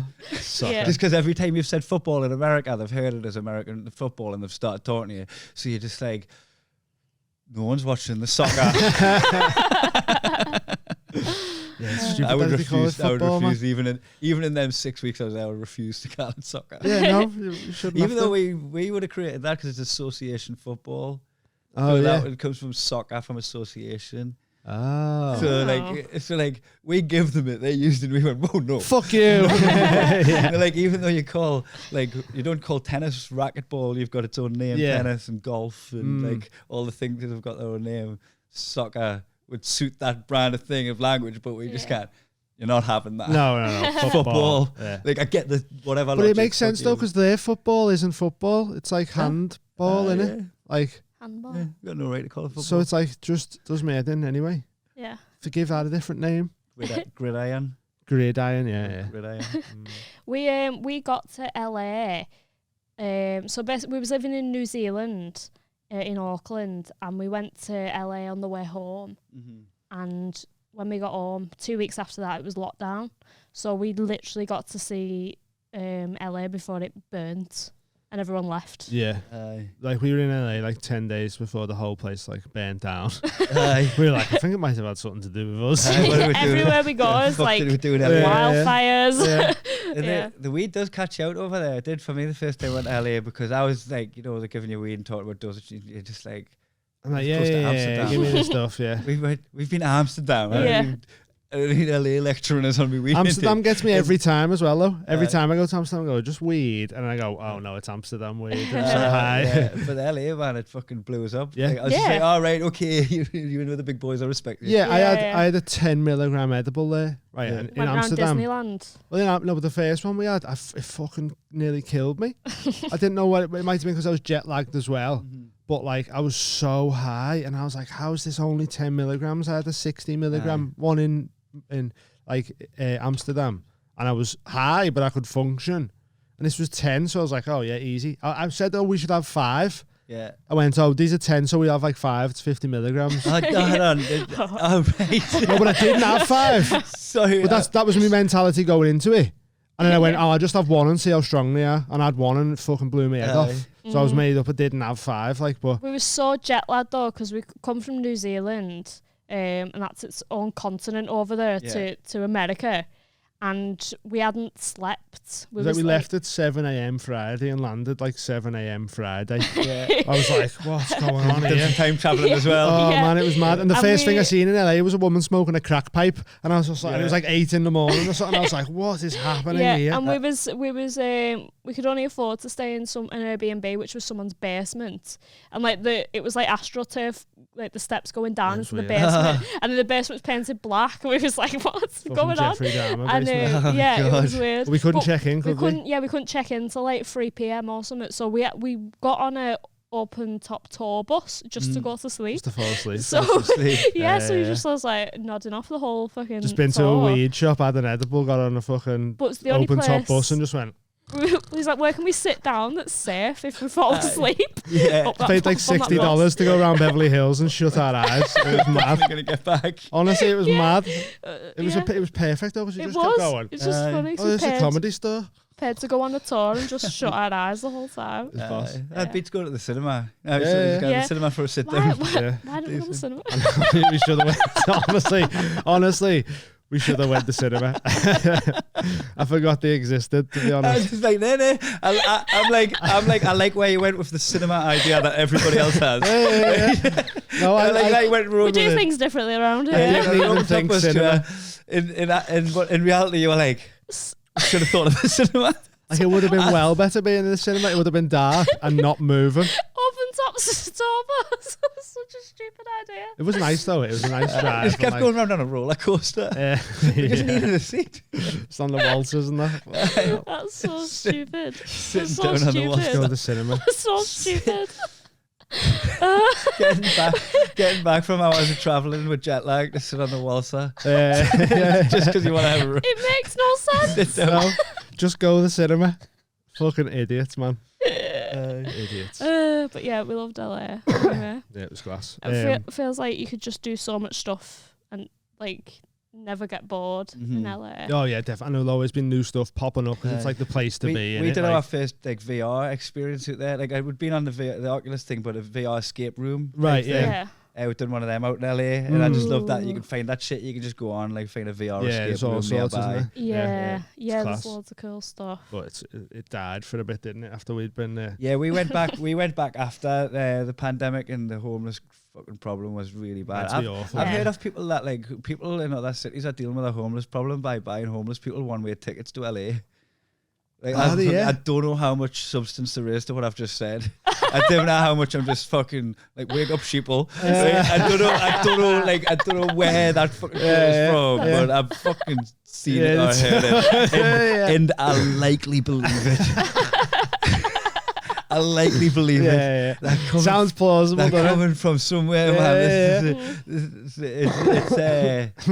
It's bad though. Populations, man. Like it's fucking. Yeah, there was loads when we were there. Like just fucking even just like Skid Row. And that was mad. It gets past the point you can give a homeless person $1. Yeah. Because you're like, I'm not gonna leave this with $100. Yeah. It's not gonna fix the problem. And you fucking walk past the next one and go, "Where's mine?" You're like, fucking I haven't got it. I won the lottery, mate. Quit. Yeah. Mad. It's crazy over there. Yes. Right, should we have a little break there? Yeah. Wait for Daniel. Should be here soon. Okay. We'll be back in a minute. Go ahead. Hello, everyone. Before we start the show, have a little chat about Patreon. You need to get over to Patreon. Why, Dean?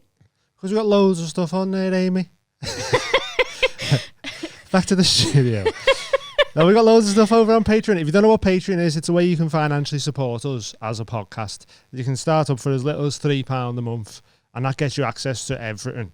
We've got like an extra episode a week. We've got live shows on there, live talent shows where we have mates come on, don't know what's going to happen. People can win cash prizes. Tell them more about it, Amy.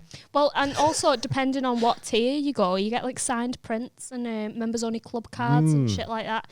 You can also send in questions for our guests if you specifically want to ask them something. That's like a direct link to some famous people that we have. That's good, isn't it? Dean, back to you, Dean. That is Amy. Thank you very much. We also have specials that we've been doing. We've got a VR special that's just gone up with Ishan Akbar.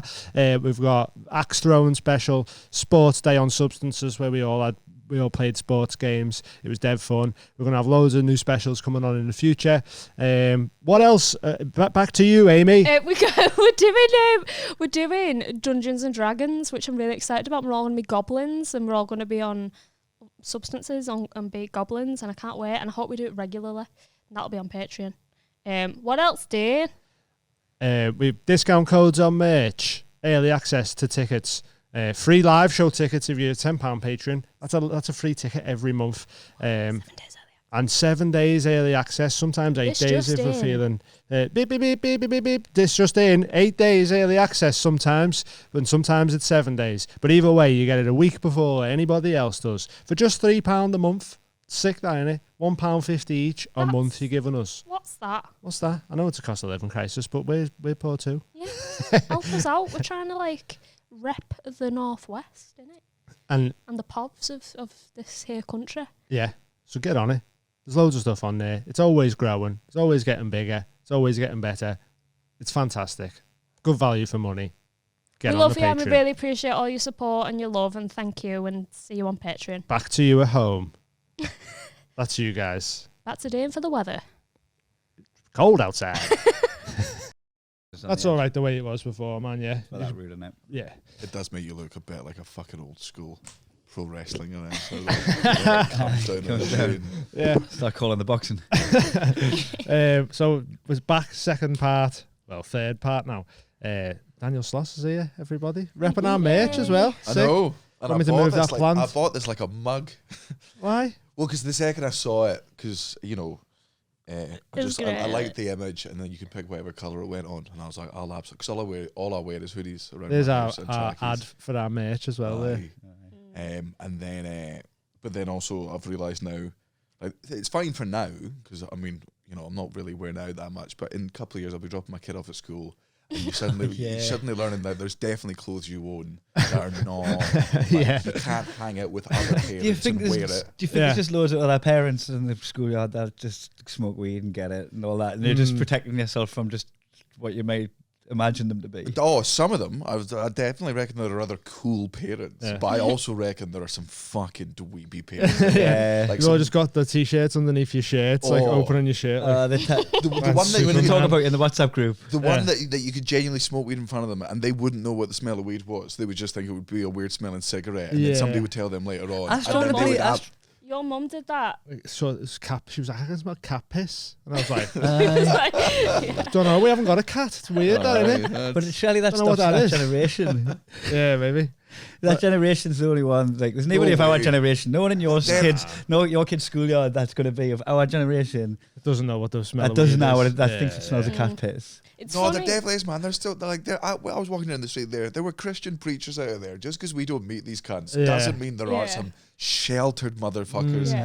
It's I reckon Thomas Green doesn't know what the the smell of weed is. He's sheltered, isn't he? He's only just done weed, I think. Just your dad was a dealer. Kind of, yeah. And your mum didn't know what weed smelled like. That's mad. You've just degraded from a gang pirate. I was a pirate the other day. I have to retell this story now, but found out my dad told me the other day that his cousin was in a gang called the Captain's Cabin Gang that used to get onto the ships. I already know the pirates. Right. Get onto the ships and rob safes from the captain's cabin. And then get off. Notorious gang that they stole like 1.5 million in the 80s. And what year is this in? In the 80s. 1980s. 1980s. Yeah. Sorry, 1980s. And then was just like, so that's my cousin. And I was like, how am I just finding this out on a random Wednesday? And also, his dad minded the money, so he was in the gang. I mean, I've got no problem with the crowds, but they all voted on the name Cabin Boys. I don't know if they name themselves Captain's Cabin Gang. Man, that's such a man. His dad insisted on that. He holds some authority. He's like, no, loads of cool names coming out. It's like an old school homophobic slur, like a fucking Cabin Boy. Jesus, Dad, you can't call people that anymore. That's disgusting. I don't think they come up with their own names, do the gangs? Oh, I don't know. Surely, because otherwise the police just walk around and be like, and those are the wankers, and those are the fucking tosspots. Yeah, I guess. I thought it was like because it was based on the crime. Do you know what I mean?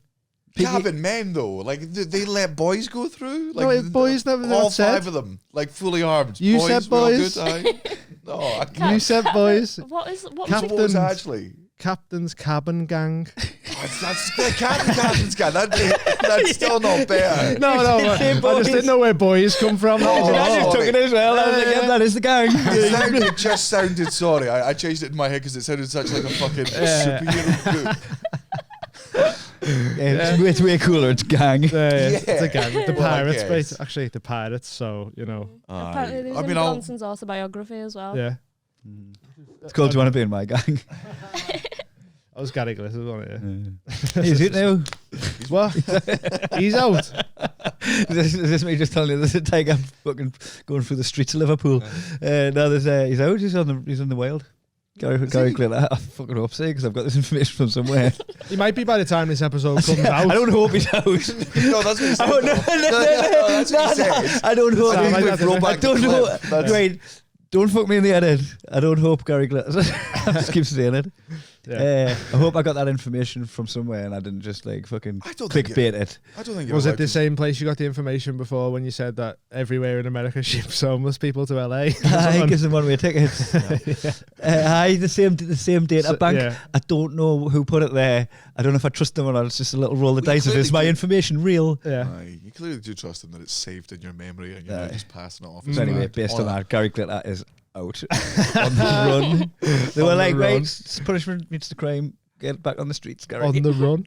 Why is he on the run? He broke out.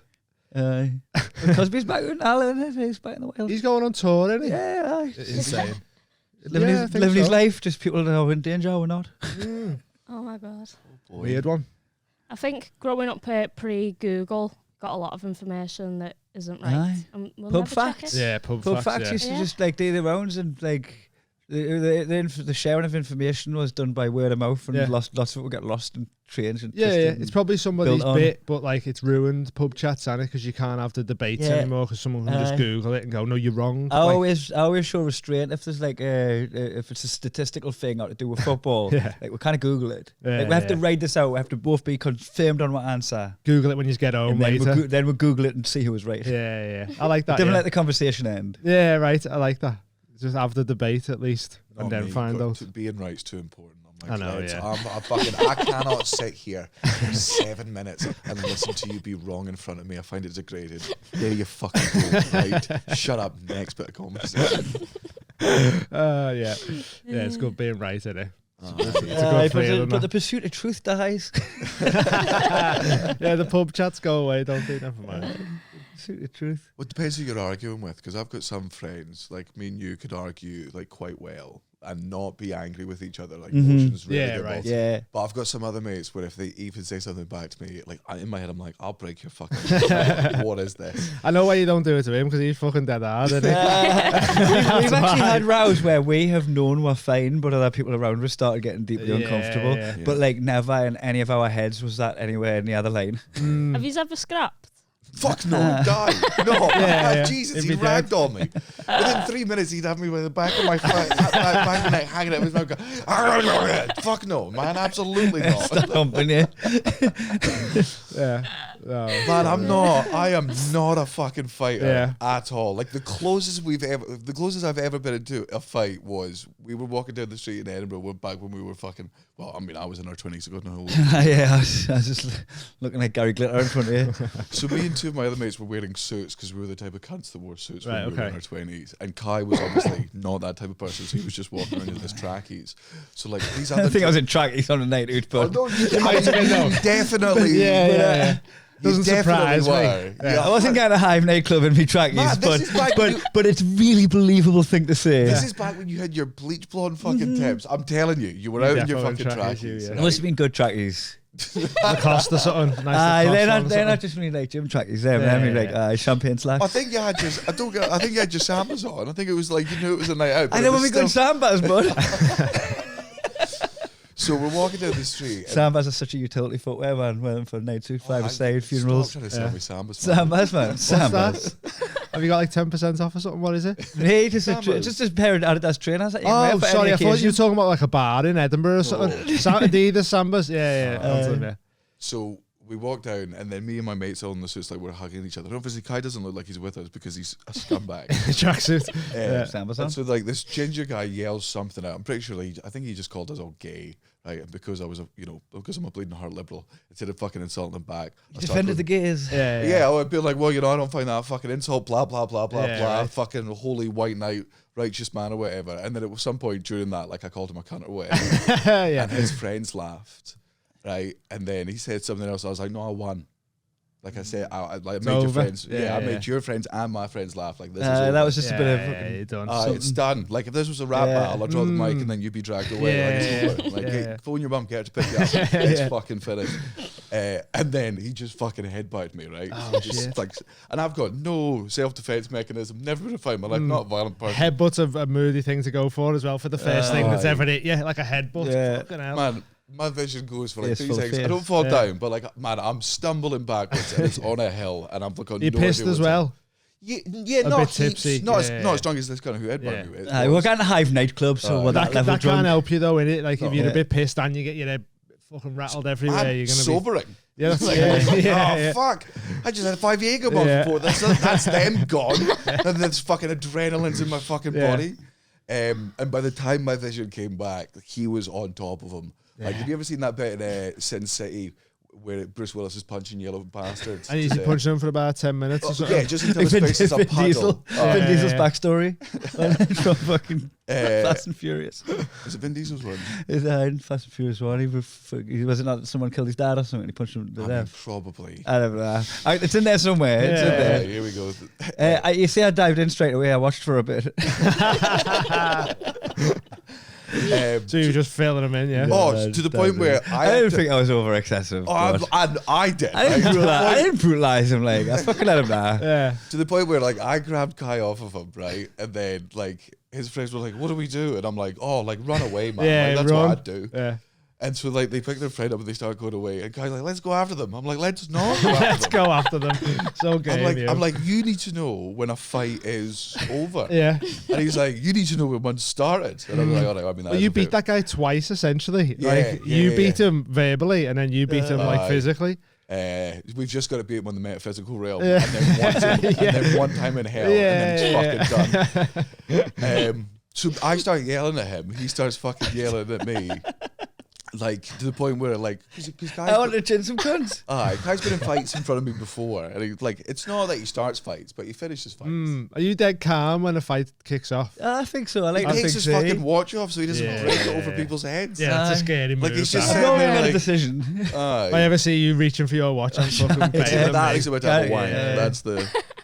Oh, that, yeah. Come out of the bathroom with no watch on, you're like, someone's in trouble. Yeah. Why have you got such a bloodlust? It's more, it's scummy Batman is what it is, right? I got his mates in that. He'll never start a fight with cunts, but if somebody's being a fucking cunt, he's like, oh, I'm not backing down either here. Like, you need your head kicked in. I've chinned a couple of people for hitting their lass. Yeah, Probably, right. Well, that's, I get that, like, you're going, oh, you've done that in front of me. I've got a fucking duty to deal with that. Yeah. Just randoms in the street or whatever. One in Australia. Fucking. Aye, that's why he phoned me up and he was like, I might not be allowed to come back to the UK. That one in Australia was fucked up because it was the lad like stood up. They were arguing for a bit. They were Scottish actually, arguing for a bit. Did you know them? Can it handle your drink? Think you can, but you've got all these laws around your drinking because you cannot handle it. You spoil it for everybody. The Scottish. Tell us how you punched something that wasn't a horse. So they're being drunk Scottish people, Brits abroad, and fucking he like smashes a tray up into her face, fucking drink food and all that, all right. And then these three Happy Meal toy hanging out. These three Australian lads, about 19-year-olds, stood up in their little fucking vest English things and that, and the Scottish lad just went, what the fuck he's gonna do? He can't like sit back doing to these lads. And I just looked at his lass and I just went, do you want me to knock him out? And she just went, yeah, just crying straight, I'll do that top. I just took my watch off. I went and took 2 punches to knock him out. Fucking hell, mate. The first one, he was a big lad now, the first one, right? I made it so I took it from my boots, like I fucking telegraphed it, right? Yeah. And fucking smacked it right, lad. And then he stayed up and I was like, oh no. I went again. Yeah, the confidence that you have to go, do you want me to knock him out? Oh, man. Like just to say that. Take a number, love. Yeah. If then when the fucking I hit him, he just fucking grabbed a hold of us and got on top top of us and beat us up. Imagine that transaction. Do you want me to knock him out? You have to be here. When's this going to happen, lad? And just on the floor. Oh man, don't worry, I'm going to press charges. You have to follow through on that project. Yeah, if you pod commit, you have to commit to that. Yeah. So you hit him once, and what happened after the first one? So the first he started to go down, but just not fast enough for you. You come in with a second, same hand, and I didn't even go 1-2. I need my left hand twice for this. Yeah, it is right. So you left-handed? Okay, yeah. So he's got imagine that was just me flex. I know, yeah. I was going to jab him twice. I'm not going to hit him with my good hand. I don't even good behind me back. Do you want me to knock him out? Yeah, one hand. Do you want me to use? Pick a hand. Yeah. Do you want you fucking suplex him? Tell me, love, how do you want it done? Pick the end. So choose your own adventure. I do requests. So wobble then put dude, right? And then fucking the three lads, the fucking Aussie lads that stood up and were like fucking hype. I totally pumped, right? They're like, dude, you've got to go, right? You got to get out of here. And I went back and I got me watch and I got me fucking burger. Signing a really scummy bat signal up in the air just to let everyone know the McDonald's is safe again. Just fucking gang signs into an iPhone torch. Fuck me. And I got away with my burger and I fucking took a bite of my McChicken sandwich and whatever it was. Fucking Burger King getting McChicken sandwich. You didn't say McDonald's. I said McDonald's. Fucking I'm all out of the joint. So fucking heavy bite and then fucking spitting feathers. Got any drink and fucking pumped, right? And I fucking get inside and I fucking ring him, I FaceTime him, like my blood's like fucking through the roof because it's just happened in the middle of us having my sandwich. What time of day was this? So for me, it's 3 in the morning. Day. So for 3 in the morning. Okay, so it's like 5 in the afternoon for me, and I'm like, he's like, guess what happened? I'm like, how much legal trouble are you in? He's like, depends if they find out you did it. You know, when you hear these stories like the fucking Dr. Dre's brother got someone punched him and he hit his head off the floor and fucking died off him. Right. That happens like just having that kind of fear and all that right. Done some fucking permanent damage. So I'm like fucking pumped. Especially when you know your capabilities of knocking people out, innit? You know how confident you are with knocking people out. I'm confident that I can hit someone and not feel guilty about it at all. Just knowing full fine well that I have done no lasting damage. Not even emotional. I don't even know if I could hit someone and not hurt myself. Do you get what I mean? I'd be more worried about hitting someone and going, ow, that fucking really hurts. My fucking fingers are tight. Oh yeah, goose there. I'd try my best, but I don't know. I'd have to bite. But no. You'd have to. She's scrappy though. Aren't you? Fast. Yeah. Because we're trying to figure out what to do. I was chatting with another comedian who was out that night, right? And I ended up talking to them about it, and they went in just to see what the commotion had been, just to see if they could get any information whether the person was all right. So it's like, has there been any commotion in here? Something I saw, like fucking ambulance would say or whatever, and she's just trying to like get the information. And he went, ambulance did take him away and all that. He's all right. Like he was talking and everything, but there was this guy. He come in and he flipped the tray in his girlfriend's face and then punched the lad in the fucking story. Got totally fucking twisted by the guy in the corner. So you were the bad guy, really? So you come in, flipped it over his missus. Well, do you want me to knock your fella out? Fuck off. Then got off. And they were like, who was this guy? That's what the fucking guy in McDonald's had fucking told the story back. That's so funny. Do you want me to knock your boyfriend out? No. What? Anyway, bam! Oh no, big guy. Bam! Walked out eating his chips. But nothing ever came from it though. I did live in fear for a bit when I was out there, just trying to get arrested at some point. I couldn't go and say about my hand and that because my hand was sore, but I fucking couldn't get in because we'd be like sat next to each other's fucking I'll be next to his parents in the waiting room for A&E. Right, so two guys, a guy with a fucking broken face and a guy with a broken hand. Two-piece jigsaw puzzle. But nobody's thinking a left-handed man's doing that. That's true, yeah. Just keep your watch on, I couldn't do it. It wasn't me. Talking about safety's on. Safety's on. Oh, fucking hell. Have you never got in any legal trouble? Like from fighting? Oh, there was one where my brother nearly got into trouble. It was in Newcastle. We got chucked out of a mate. It's a long story again, Sauce. I'm trying to fucking eat. You know when you say I put loads of fucking wasteful data in the conversation when I'm telling a story, I'm like piecing it all together. Again, it would have been 2012. It would have been the Bolton game. You just don't need to know any of that. We've been watching the Bolton game, so I'm trying to filter all that shit out of it. But long story short, been to the match. I reckon you could tell it quicker. Right, so they've been in the Newcastle match. Do you reckon? They go into a pub afterwards. One of their mates is really, really drunk, but while being really drunk, he's just slowly falling asleep on the table. That's it. So Brucey, gentle giant, this man, right? Lovely sweetheart. Security comes over and they're like, your friend needs to get out. And they're like, man, we know he's drunk. He's got water. We're all on the pipes. We're making sure he's not going anywhere. He's wedged in. And the security guy's like, nah, he's going. And they're like, he's not. He's got water. We've all got drinks. It's fine. And then Brucey goes to, the security guy goes to grab him essentially. And then he goes to throw him out because he was sleeping and he got woke up. He didn't know where he was. He was getting asked to leave because he was asleep. He would have probably just whacked out. But the bloke's grabbing him to chuck him away asleep. And I gone up to get told the doorman and just try to explain, like, look, we've got a he's sound, we're looking after him and that. 6-seater coming or whatever. Like, there's a few in fucking and then he just grabs a hold of me by the fucking in a headlock, and I end up like grabbing the door frame, and he's kind of like trying to get us through it, and then punching the back of us. I end up getting his head loose and fucking getting a knee up in him, and me and this doorman are scrapping, right? And then fucking a few other doormen run in because he had his commotion, but they didn't realise all my mates. It wasn't just me and him. It was all my mates were at the bar, and it just become like the fucking Wild like West. In Skyrim when you attack one of the guards. Yeah, and there's just swarms in. But also that for them as well, because they didn't know that we were. They thought it was just me and Brucey. Yeah, and the next thing there's fucking pure fame coming over, yeah. And I had this scuffle with him, and fucking I'd hit him in the face, right? And he come out and his mouth was bleeding. He was like, "That's the cunt." We were a bit dispersed, and the fucking Medicaid ring runned us. Hold on, this is also after his brother. So I'm getting to that, right? So I get told because I got kicked the fuck, right, and I got told off the police that whatever happened in there, it doesn't matter. He's in trouble for what happened at the other side of the street. It's on footage.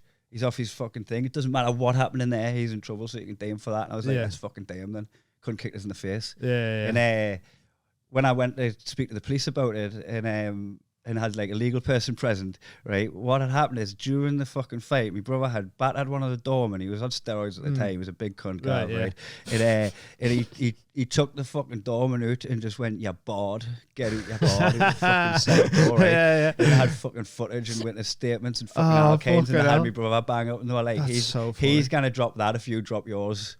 And I was like, there we go. In his one, when he got taken out, the bouncers surrounded him, pinned him down, and they basically essentially tried to curb stomp him to death. Yeah, right. So it was just like attempted murder, and it was just like a bit of fun. It was a fucking blaces to the face, like fucking job. Like, lips were all bust up with that. How did you feel after that? Like, I was so chuffed I didn't go unconscious. Yeah, I was out of the moon. I saw the footage of us happening to us in the fucking. That must be mad to see. Yeah, I was buzzing with myself. I was like watching the proud son, just so I get straight back up. I was like, didn't see that coming, you daft cunt. It's like black and dead. It's like Wolverine just popping his buds back into place, just healing all over. Like, man, well. That's mad.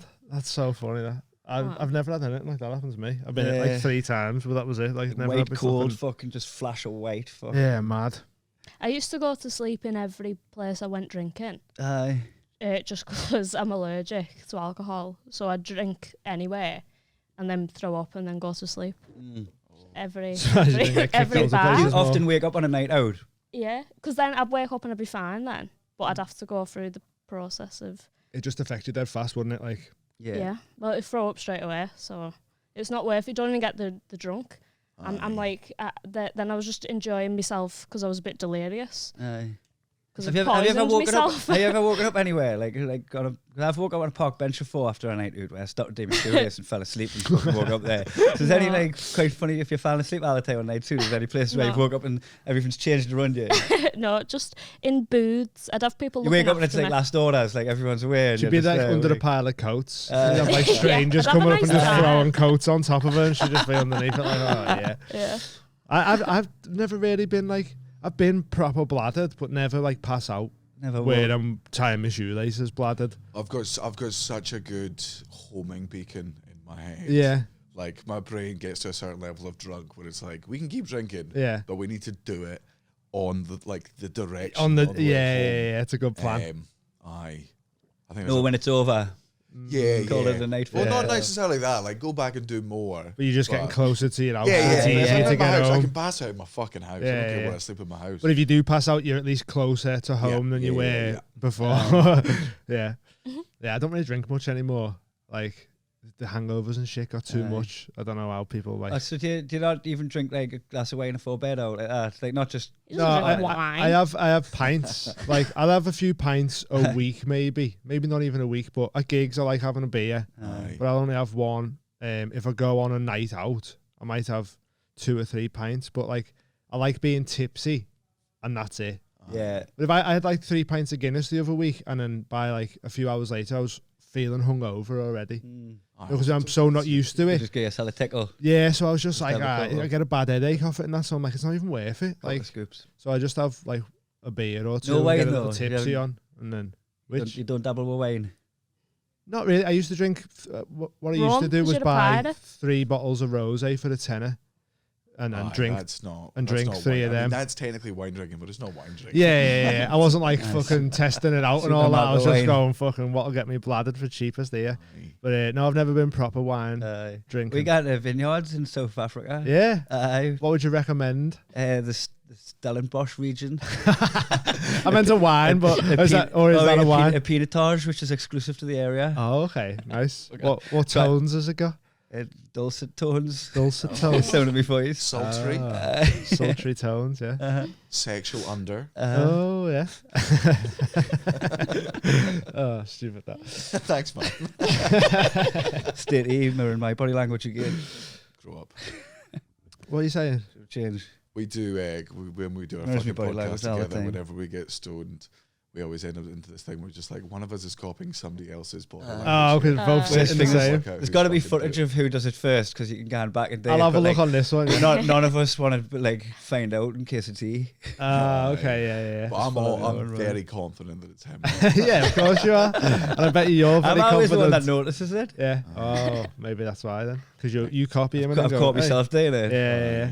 Maybe. What a beater thing to find out about yourself. That's fucking gross. It's disgusting. That I talk about how macho I am. Anyway, what's Daniel doing so I can do it? What are you having for dinner? I think I'm going to have the same. Fucking hell. I mean, it's got to be. I think we might do a mushroom wine for the wedding. That'd be good, wouldn't it? Like, we're not allowed to mention the wedding. Mushrooms in it, or just. And we're having a weird cake as well. Great. Yeah. So like the have a word people are going to be at your wedding but unable to eat any other food or drink because none of them can smoke. I mean, we'll be able to eat this much of the cake and then go, I can't have any more. Adam's a pot man now. Yeah, really? Did he get right into it? Yeah, but I don't think Carl's not doing it again. No, wasn't that for some people? Carl Whitey. Adam would do it again. He didn't fully whitey. He wasn't sick or nothing. No, but he did have to sit outside and drink several Cokes. He went so pale. Existential crisis sort of stuff. Yeah. That's no good. I just tried to cover him up with the courts because I knew he said that like the last thing he seen was Amy coming at him like that. Like a body bag. You can see how that would put you off. I was trying to help. Like there is a little bit where you could go, but you just didn't have a good experience on it. Try it like this, or try this bit. But Adam said he's seen like because Carl doesn't drink that much and Adam drinks a fair bit. It's fair to say, innit? Yeah. And I think Adam's been at the point a lot more where you can go both ways. Do you know when you're too bladdered, you could go, my head could spin out here and I'll knock it, or I'll fucking try and steer into it or whatever. I think he reached that crossroads with weed and was so familiar with it through ale. He steered the right way. Yeah. But he was talking about it later going, I felt I was going weird for a little minute. Yeah, you have to have a word with yourself sometimes. Yeah. It's all mental, because it's definitely mental. We used to make our mates whitey. I always say this on here, like, but we used to, like, if you just for something to do, you're like, hey, you all right? And you go, what? And you go, you're looking a bit pale there, you know. You're like, I'm like, yeah, I think I'm all right, you know. Nah, you look ill. You look a bit ill. Are you sure you're all right? And you start on, and the next thing your mate's being sick. Just because you've fucked with his head as well. Just the lads are talking about you through there, you know. No, they're talking about the football, they're all laughing, carrying on. Hear the way they're talking about you. I know, it's horrible. So they're having a right laugh at you. So you start going, I'm weird. Stoner, dead and brown. Gaslighting stone people. Just getting people to get shit for you. Just like fucking convincing people to get you shit so you don't, because you're lazy or whatever.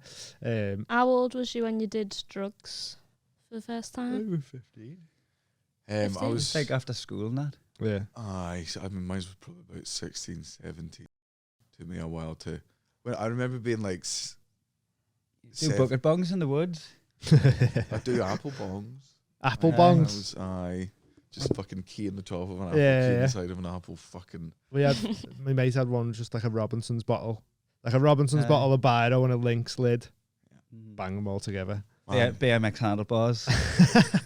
You become a proper engineer. Like when you're young and the methods of fucking smoking and all the insane shit. It's like that one where you've got the carrier bag and you pull it out and just pulls the air through the carrier bag. Yeah, it's like a bucket or something. Yeah. The worst one is, and I always fucking hate this, but it's like when you go somewhere, I normally end up doing it in Australia, and somebody's just giving you like a tiny bit of weed and it's not enough for a joint. You're like, oh, I can't buy a fucking pipe anywhere. You have to like drink a fucking can of something. Screw just pierce loads of holes in it. So you've just got a little can pipe and you're like, this is when it's an addiction. This doesn't look good, does it? Can you even remember when it was mostly tack on when you were buying it off the streets when you were a kid? Rocky. Get like a half moon of it. Yeah, it was mad, man. 10 a deal or a 5 a deal. I can still smell it. Like hit my head. Do you get what I mean? Yeah. Heat it up, grind it up, burn your fucking fingers. Always burn your fingers. The hot knife where you got it between two hot knives, like you heat them up in the fire and do that, and then get over it and just it comes off. That felt junky as fuck. It was you're a kid, you're in your teens, and you're doing this fucking thing with hot knives. Mad. Just a stupid way of taking it. Even like fucking. Rob Mulholland, he was talking to him and he's like, oh, we were talking about vapes and that, herbal vapes and that, and he went, oh, I've got this one, and it's like a crack pipe for weed, and I was like, yeah, it's cool, but you do look like you're doing crack in the street, and it just doesn't look good, does it? Like it's the optics. Yeah. When I was 15, I lived with my dealer, so it didn't have to hide it. So we'd have weed cupcakes and stuff like that. Yeah, was chef not even back then? Seedy, yeah. Well, yeah. But he was like he had like murals on his walls as well, because he'd do drugs and paint them on the walls. And there was like an alien and like a severed pig's head. And he drew straight on the wall. Big blue splat. Good artist. No, it's crudely drawn. He's a good gardener though. He didn't know what he was painting until we'd begin and then step back and look at it and then be like, "That's a pig's head." I think if I took a step back and I'd painted a pig's head, I think I would break my neck then and there, being like, something's wrong with me. Done. That's not. And your body would probably reanimate. You just drew a pig's head on the wall. Oh, I've just got a blind paint this pig. Is that my dad fucking my mum? Oh no! Absolute. Dead on the ground. Oh, fuck it out. Has your flatmate done it? It's funny because I know the fella as well, like thinking of him just stepping back and seeing the pig. He used to come into me like late at night and with like business ideas. And one time he was like, winter's coming, nose muffs. And tried to like start a business with him around nose muffs. You're trying to buy the website for nose muffs. Yeah, nosemuffs.com and that. Yeah. Just like going to sleep. What was the other thing? So let's get this straight. You lived with your dealer and you used to paint on the walls, directly onto the walls. Yeah. And how did it? He was also a Robbie Williams impersonator. How does that happen? Hold on. What? Robbie Williams. I mean, don't get me wrong. I know he's sold more albums than Elvis, but Jesus fucking Christ, man. To what end does he impersonate? Is he also like working men's clubs and that? I don't know. It's just What? Is he mental? No. That's not what he asked. Of course he's mental. He said, does he do working class men? The question is, when he does graffiti on your wall, how do you even get there with a flatmate? Because like I've lived with people in the past, I've been really close to people, but I wouldn't expect you to start drawing on your wall. He's an older man. He's sort of like Amy's uncle, right? In a way. Oh, so it's his gaff. Yeah. Right, you got you. And did he used to be an artist, or is he an artist? It's just. I mean, it depends on Robbie Williams impersonation. It's pretty impressive. He does like Picasso's and that. If you impersonate, he just does everything he does is someone else's creativity. He just replicates it. He's like a 3D printer for art. Fucking hell. I have you watching. So he's not an artist, but he's a free spirit. Yeah, great. Yeah. When we were there the other week, he thought my shoe was an ashtray. I tried to put a ciggy out on my That's shoe. a bad excuse for being rude, Dad. On my shoe that I had on. He a was bad sat on the excuse for being floor. rude, And he Dad. went, "Oh, sorry, I fucking didn't know." Yeah, he's fucked, man. So funny. Yeah, I slept on a couch in the front room for 3 years, and his daughter, who I call her my cousin, but we're not. It's like that type of family, and she's one-eyed, one-legged. Like it left eye, right leg, at least so it bounces. See a Gabrielle out, or is it- impersonator. Oh, She's one of your relatives. She's paying. Pilot impersonator. I tried to get her into like amputee porn. She was Oh yeah, Amy was sort of being like a pimp for a bit. Yeah. Trying to yeah. like an Get her into doing OnlyFans, Yeah. just like not like proper porn, like an OnlyFans Right. account for like people who are into amputees. yeah. And what was Heather Thrills. what was the name? What a life that we lived 6 months ago. Oh, how was your fucking sex dungeon thing? Oh, it was class. People really enjoyed it. was Haven't so they? Daniel. good. Yeah. It's been a lot of No, Feedback. they've done it for Patreon. lot of feedback. Yeah, we'll definitely do something else with them because it was so good. Like everyone's just really open. Oh man, And they- that's something where like back when I was single, like the idea of it would have like definitely fucking tempted me. But I think the second I could have got there, would have been like, nah, Changes man, when you Yeah. get there. man, I overestimated myself. Yeah. Does change when you get there. Like you're There's like, a guy oh, okay. there called Stevie Dix, and he's in like top 1% length and girth, which is Top 1% what? length Length and girth. girth Length and girth. of Mm. penis. Yeah. You go to the dungeon with his Of big old penis. weapon. Yeah. That's a bit What rude. do you- Is it not like you're going, oh, get that out of here? That's not good. No, I mean, what is he asexual or something as well? Yeah, He's asexual as that's well. mad, that isn't So it? it's just it's wasted. It's Yeah, not. It's, Yeah, not, it's, it's not- not it's, asked. it's just for looking at. Mm, There you go. literally, and you Yeah. could see it like from all angles. Really, it was Yeah. massive. Aye. Saw Was he using someone it in the dungeon? sucking it. So is he just? Is it just a I seen museum a piece? picture. I seen a picture of a woman sucking it just to show us how big it was. I saw and it it was in bulging the out of her flesh. throat, and there was still about that much out of her mouth. Oh, wow. It was like, Jesus Christ, fella. I And, saw it. Yeah, Amy upstairs. somehow seen it. I don't know when that happened. I wasn't there, It was a but beast. it was a beast. Yeah. But I Yeah. didn't see it though. There's just some proper characters there, weren't there? I think that would be Yeah. the reason I wouldn't want to go. Is like what you really want your orgy to be. It's just like a bunch of people who are sound are going to be laugh. But you're just going to find like I'm sure a lot of people are sound, but you are going to find like the weird eccentrics, and I can't deal with Yeah, any because type it's of an eccentric. unusual place to go, innit? Yeah, Like yeah. for a lot of people, that is like never ever even step foot in there. Like, do you know what I mean? Like, Great for interviewing people yeah, at. Aye. we're gonna do a live show there as well. Dungeon. That's what we Yeah, done. that's what We we interviewed did. a load of swingers. Yeah, yeah. Amazing. Yeah, so I've edited it like it's interviews, and then if they mention like the medical room, then I'll cut it to us in the medical room, Yeah, like during great. the tour. Yeah. Aye. Dean had a mic on a butt plug. He was just crawling around. Yeah, Yeah. just squatting in people's faces every time you asked a question. Yeah. No, they were following him around. It was more like human centipede. yeah. £3 a month if you want to see that. Someone did try and shag you, didn't they? Yeah, Beb well, Cub. an older gay man wanted me to bum his head in. Aye. And I was just Oh. like, no thanks. Is that how he put it? He's like, What a bottler. absolute caveman. May as Pussy. well have said fucking. He may as well have been like, come and shag me. Like he was that open with it, wasn't he? Yeah. Yeah, it was. It was a swingers event. Yeah. And I Aye. was just like, I'm busy. So he did you feel like a bit of a fraud being in there and not joining in and all that stuff? No, because I went into Yeah. it thinking like I'm Louis Theroux. Aye. Like he doesn't get involved, does he? Like I'm Aye, here. not on camera. The fly on the wall. If stuff happens, don't it? But I'm Aye. just here to interview stuff. We're Yeah. doing a live show there though, because they do like Talent show. live events there, like bands and shit. Can't imagine what the time. We're doing one of our talent shows there, yeah. And Um, like gonna eat be like- donuts off dicks and that. It's gonna be Aye. great. see if a woman can like squirt in 30 seconds. Oh, so or this something. is like a fucking origin story for Sticky Vicky. Yeah. They're doing little trials and all that. They're in this little Yeah. club, and then Yeah. Sticky Vicky's working in Benidorm the rest of her life. Got all these skills I picked up from fraternity. The Sticky Vicky origins. That's exactly what Funny we've done.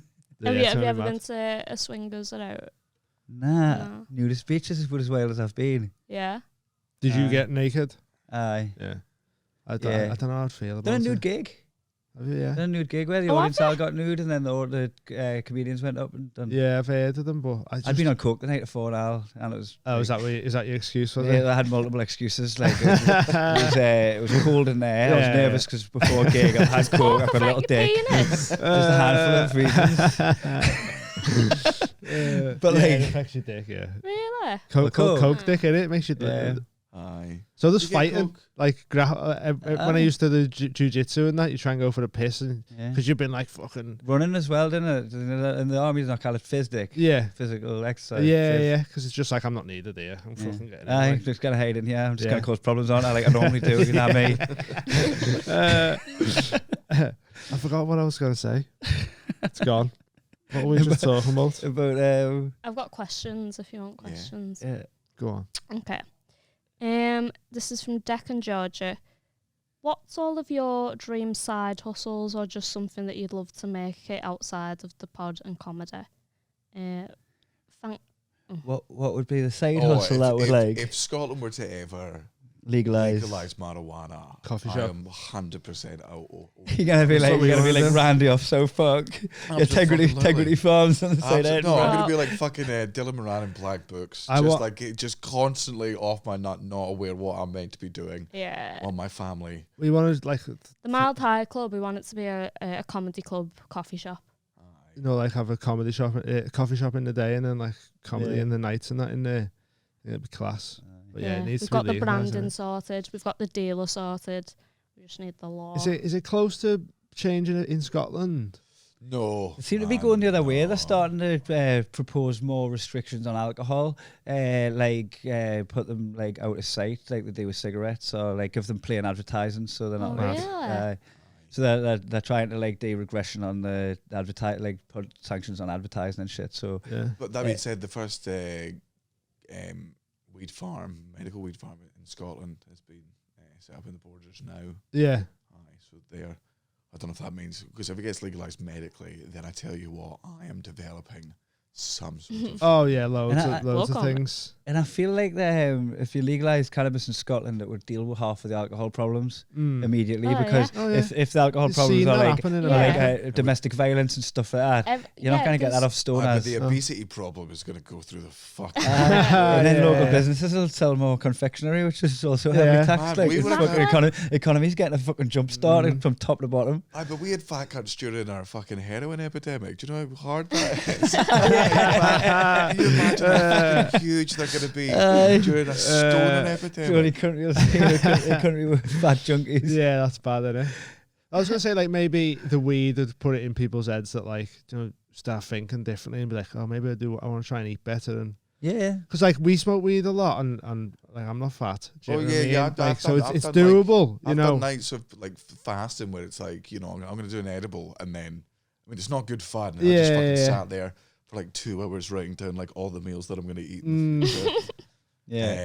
But it's fucking doable. Yeah. But there'd be a lot of people who haven't got the self-control. Not at all. It's and also the amount of the worst thing that would happen if you were to ever legalise marijuana in Scotland or anywhere in the fucking UK is there are cunts out there who for the first time just do not understand. You do not mix it with alcohol. Right. I get drunk and I'll do weed because I've smoked weed every fucking day forever, and I'm fine with it. Yeah. And I've toured.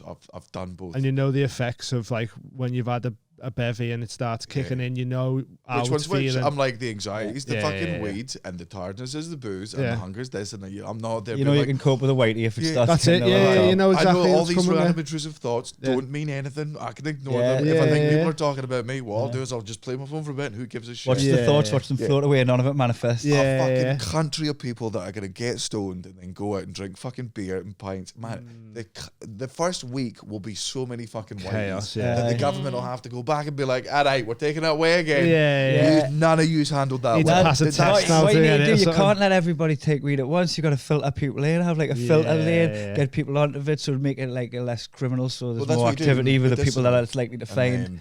medicinal, and then you listen the terms of what medicine. You're like, only cancer patients. Decriminalised. And then like 6 months later, and you're like, and people with the sniffles. Yes, that's great. Then they've already got that in place. You've got to go through their motions. It's part of the process. And then then all the fucking right when people are like, told you it was a slippery slope. Like, well, No, you're easing them in. It's not a slippery slope. Oh yeah, it reclines. So did not know that. But there's also a wall behind you, so I'll see you in the morning. Oh, never mind.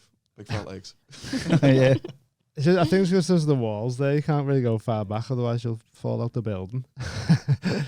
Yeah, I mean, is that what side hustle coffee shops for both of you? Yeah, fucking cunt owns a dog park. I've got the dog park, mate. Like I've got a side hustle and it's fucking brilliant. Play with dogs. Dog and Bone, is it? It's my wife's business. The second shout out it's had on this episode now.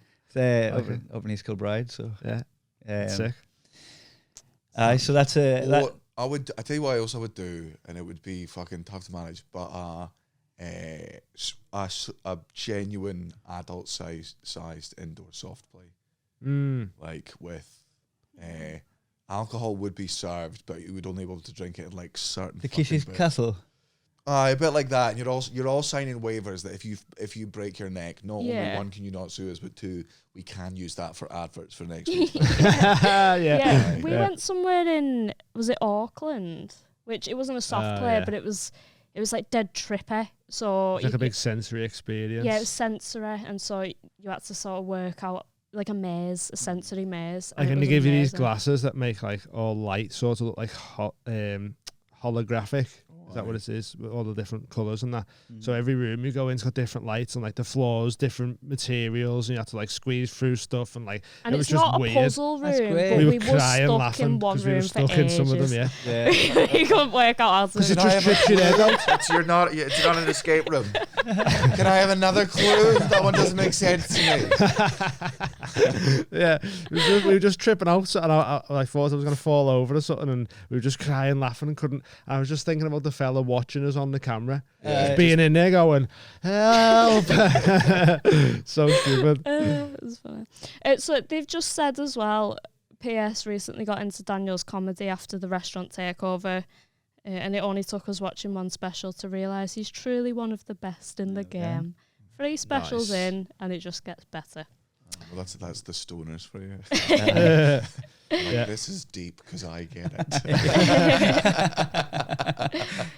I'm smart like him. Well, that dummy. Yeah. Nathan Kyle has put, do you have any reoccurring dreams?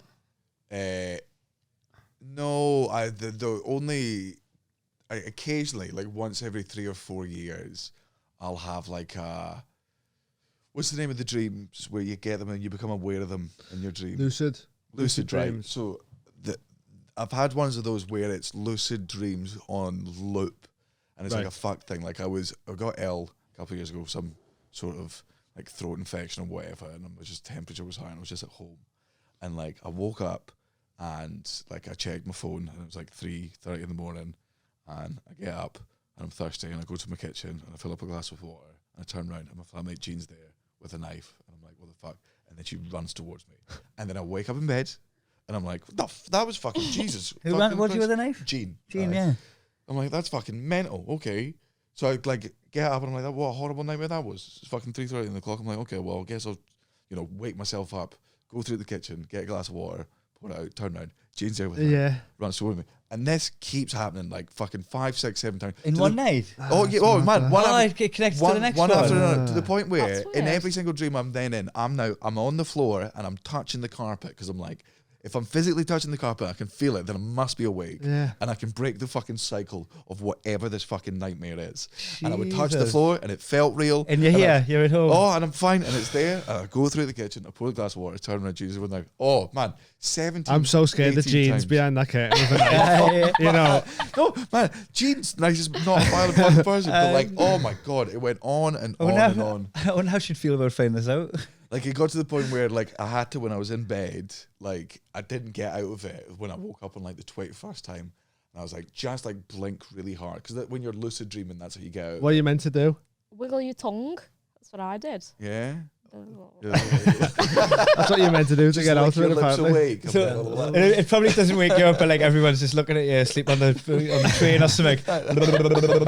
It's like he's just having a lucid dream. He's like, he's trying to wake up. He's having a Jeans in the kitchen again. Yeah. He's only been gone for like 4 minutes, but it feels like 9 hours to him. That's Amy's version of her in Inception, just Leonardo DiCaprio over her. She's just like.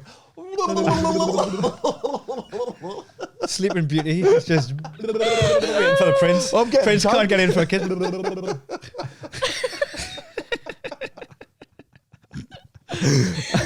It's one of them 90s pub facts, I think. They put you to sleep at the dentist to get a wisdom tooth out, and you're just lying there like, they're trying to take your tooth out. You do that so well as well.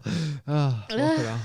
So I've only ever learned that like blinking like really hard, concentrating, then opening up, and that time I got awake and I made sure that I like went outside. Yeah, done something different. Like, I know the answer of how to get out of a lucid dream, and it's so obvious when you think about it. What? Have a piss in the dream. Have a piss in the dream. Have a piss in the dream, and it's the fucking one. That's not the dream. Every fucking time. I've never pissed myself like that, you know. Never done that. Never had a dream. As a kid? No. As a kid, well, maybe. I can't remember. As a kid, I remember don't dreaming think so. pissing, waking up, and I had pissed my pants. And as an adult, I have dreams where I'm like, I piss in my dream, and when I wake up, I look down, and I'm like, man, that's such a sound thing to do. That was like developing a superpower when that first happened when you get older as a kid. And you've had the piss, you've had the piss in the dream, but you've held the piss. You're just like, there, already Billy Big Dick by the start of the day, didn't piss my pants down, motherfucker. Fuck with me. Old fucking I've never had a wet dream either. Like, me neither. I feel like you've been robbed. Man, they make you feel all like you're that's waking up gonna with be just cummy pants. Like, what have I been robbed? Clean underpants. Is that meant to do? But you're a virgin. I just got laid. you I never came the natural way. Yeah, you're a virgin. I just like fucking imagine having sex so good that you came, and then you get that taken from you as you get older. No, I want that back. I want to claim it back. We thought you were broken for ages because you're like, I thought that was like the breaking of the dam. They're like, you're gonna have a wet dream, and then after that, it's a go for wanking. That's go nuts. But nah. I don't know how to sleep once, and fucking Kate was spunk. You know, someone was sleeping in someone's living room in their parents' house. Oh no! Just in a wee sleeping bag. Huh? Yourself in a wee cocoon. Start dissolving. Started spindling when we spunk on my heels. Like that. Just created a little cocoon for myself when we spunk. Came out on the Monday morning, a beautiful gay man. Oh, fucking hell, man. Jesus Christ. What were we even talking about then? How this type of pissing? I don't know. Dreams. Lucid dreams. I don't have tattoos in my dreams. So my problem is I can get to the point of lucid dreaming, then I realise everything's a dream, and then I wake up. I don't have nightmares anymore because as soon as something weird happens, I go, this isn't normal. I'm a dream, and I just go, oh, I'm awake. It's good that you've just got a strong grasp on what's normal when you're still dreaming. That's it. The amount of weed that I smoke as well, I thought that might have been slipping away, but I think we're all right. But I had one like the other day, and I was sat on the couch, and I looked out the window, and like like a typical sort of demon possessed woman like crawl over the fence and like run at the window, and in my head I just went, this can't be happening, and then just woke up and I go, oh, that was alright, buddy. Do you know what I mean? Like, but Gene's there. But I've always wanted to like lucid dream, but every time I realise I'm in a dream I just wake up because my brain goes, no, this is weird now. I can't do that. I think that's how monks are actually so fucking calm, right? It's just because they've got full control over lucid dreaming, and in their heads they're just doing horrific shit. Yeah, but maybe. just such like during the day they're all peace, they're all namaste, and then in the middle, like when they're sleeping, they're punching babies, just going to town on med and stuff. They're eating fucking foie gras. They're just up there, and then they wake up and they're like, "Oh, be kind to each other." Yeah, such a big release in the night. Yeah, just, you think they're just living with all of their sins internalized? Man, I meditate for 24 hours. I fucking bet you do, you psychopath. Up there, running your own concentration camp. I'm like, mad. Like running people over in Grand Theft Auto. Yeah, just got that little escape. Sick bastards. I'm gonna date in real life. Oh, I might get into meditating if that's what it's you the only religion I'm willing to go after. I'm sure loads of monks have just been done for being methods. Like the whole monastery got tested and was all positive for meth. Were they? Yeah. So they're just having a nice How time. you think you know a guy?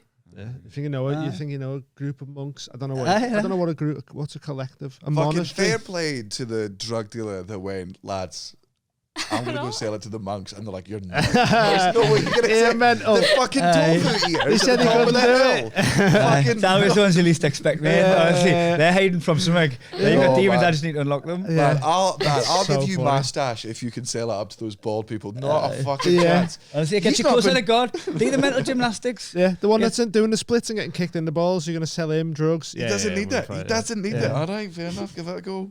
It's funny. That. All of them on it. Mind you, they do all look like Walter White, so that does make sense. Yeah, fair enough. Are Hare Krishna monks, or is that a religion? Sure. I think yes, both, innit? Bit of both. So they're like a crossover. Like, so you got religion, Maybe, you got like mindfulness and monkness. Yeah, I think it might just be sort of like Mindfulness and monkness. it's a bit more culty, that one. And then it and done it. Aye. They try and like sell your books on the street and that. I Like a sing fella and done play that to me. tambourines and Yeah, a fella gave me a book in the street and he was telling me, oh, it's fucking all this good stuff and that. I went, oh, nice one, I'll have that then. Just kept walking. And he went, whoa, I do ask for a donation though. And I went, oh, well, I don't want it then. yeah. Aye. I thought it was free. I don't want it. And he went, no. And I went, well, I've got no money on me anyway. I'm off to work. And he was like, yeah, but there's money in your work, isn't there?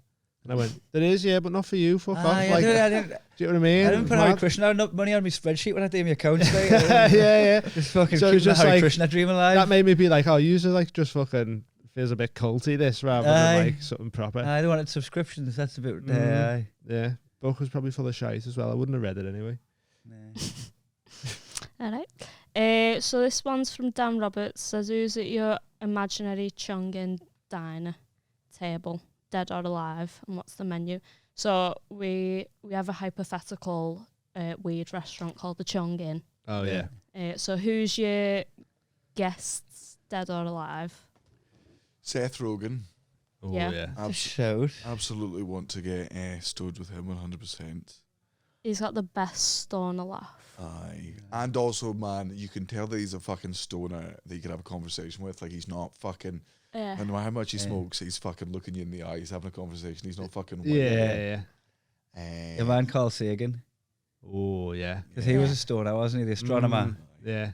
Just be Aye. like, fucking admit the moon landings were fake. Yeah. Tell them. There's a reason I brought you back from the dead. Did I call? Aye. Yeah. Look me in the eyes and admit it. I mean, this is fucking, I feel like fucking hack for a dude, but man, I reckon Brad Pitt's great chat. Yeah. Yeah, absolutely, man. Absolutely. And also, have you listened to him on Mark Maron's podcast? No. Man, it's just very funny how actually fucking human he is. Like, Yeah, at one point, right. Mark Maron's like, so why do you think the press are always going after you all the time? He's like, because my life is a clusterfuck because I'm a stupid piece of shit. Yeah. I'm like, oh, man. Oh, I didn't expect Brad Pitt to feel that way about himself. Yeah. That's so, and I'm like, oh, man, well, I'd absolutely love to just fucking sit down. Yeah, that'd be class. Aye. After seeing that, And seen Patrice the- O'Neill. I'd bring him back. I was going to say Oh, Patrice, yeah. The interview of Paul Rudd and Jason Segel when they're both high talking about I Love You, Man, Yeah. and they're doing like the what's the fella's name, Gideon, and that. And they're both stoned on it, and I think that would be hilarious just to get high with them, Paul Rudd and Jason Segel. Like that'd be sick. I think I'd get a dead Chinese emperor or something. Just to throw the cat amongst the pigeons. Yeah. Yeah, why not? From the Just Chow dynasty. Yeah, one that Wow. never even smoked marijuana. Just bring him back to the dead. Well, like, they "Nah." they Can't speak any English at all. Yeah. Be like, I know you don't speak English. Yeah. I hear this is good. Yeah. You I'd go just have to. Chinese emperor and Nobody can talk to him because nobody can like speak Dolly Parton, Mandarin. probably. Dolly Parton and the Chinese emperor, and then you just have to pop to the toilet and leave them to it. Like, what the fuck? Come back and making just out, and they're like, oh my god, Jesus. I guess her art does transcend language and time. Both singing Islands in the Stream or whatever. Doing a little duet because he already knows it. Just fucking Dolly Parton. Transcends all. I love Dolly Parton. Is that are we done that? Yeah. Lawams if you want some as well. I'm alright, man. Thank you. He's on diet. His wedding. Oh yeah. Oh, any other for your table? So who've we got? Dolly Parton. Danny McBride. Oh yeah. Aye. It's hard to say actors because you've only seen their characters. And also, so like the actor might not be who you think it is. Yeah. I was going to say Joe Gilligan because he always feels like that's who he is when he's in Brassic or whatever, or Cassidy and fucking. Oh yeah. But what like, did he even smoke weed in real life? Because if they're coming and getting stoned with you, oh yeah, might be the first time doing it, and then they freak out or whatever. So do you think that's like you've got to have a bit of they're known to have smoked weed? I don't, if you're dead, it'd be easy to. If you're dead, it'd be easy to assume most people in show business smoke weed. But who are we talking about? It was anyone. Aye. If they're dead, I think it's fine. You can bring them back and just be like, because they're going think back to the dead after they're high. You'll be able to manage the weed because they're dead. So you bring someone back from the dead, get them high for the first time, and then them going, actually, now I don't want to die. Then sending them back. But man, you already came to terms with it like a bunch of times for eternity, so I'm sure you'll get back to it. Any questions to blast through? Or one was just about if you've Whitey stories. He's still waiting all the time, him. Worst Whitey? Every time. I haven't waited since I was... I took him to the hospital on a festival because he had a druth. I had a dry mouth. I'd taken too much ibuprofen because I had... what's the... tendinitis. Right, on my okay. shoulder. Yeah. And gone to the festival, smoked a bunch of weed, drank a bunch of booze, and woke up and my stomach was in fucking agony. Right. I touched anything else. It was real fucking bad. Had to get him to drive me to the hospital just because my PT was like, just take as many ibuprofen as you want. And I took that to mean like for 11. Oh yeah, like 6 a day for a week. Yeah. And the guy was just like, you've got no. And he got told to stay hydrated, and so his prescription was water.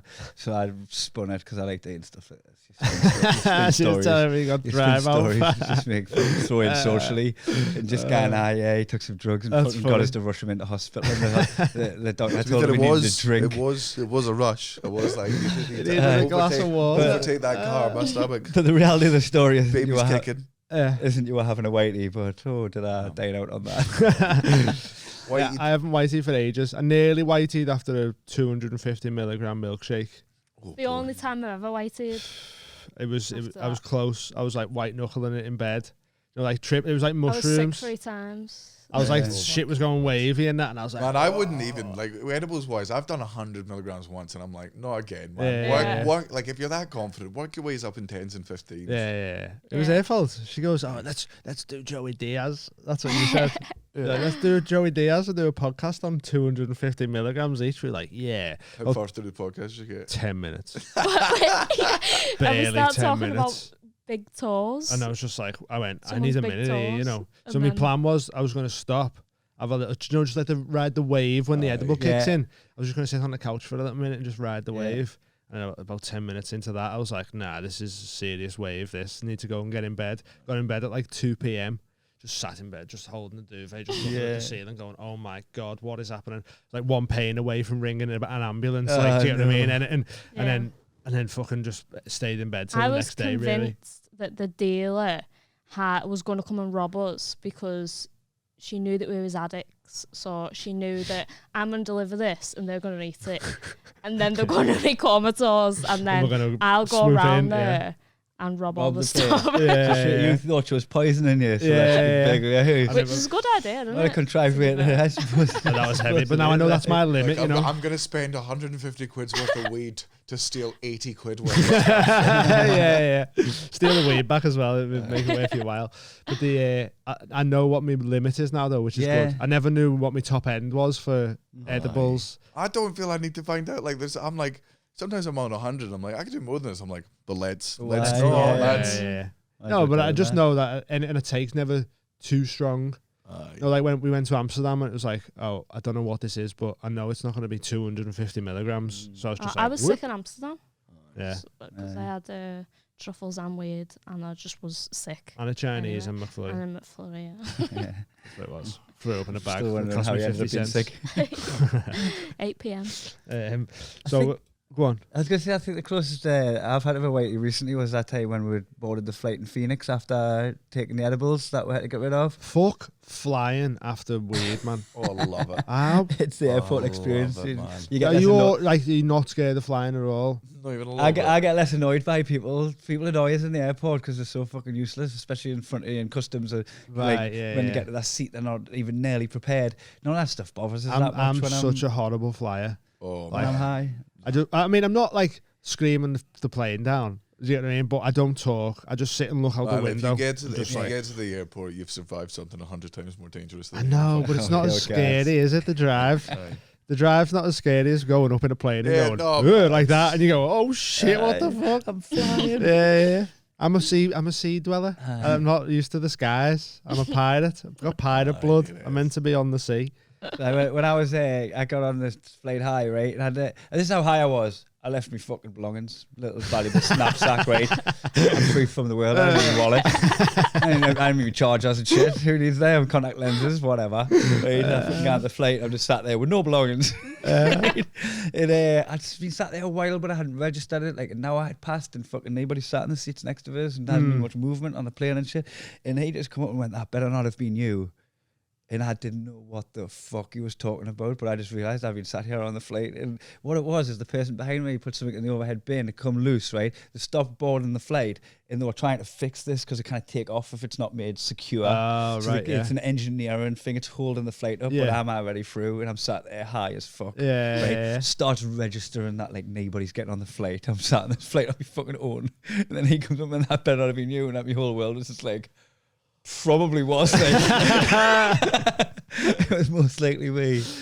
But how do you feel like actually flying? Like when you're high, does it not go through your head that like fucking read a book, watch something, TV, fucking fall asleep? Oh my god, that sounds like an absolute dream. You know. You know what I've started doing? Like it's really childish. Reading a book with the audiobook playing in my ear.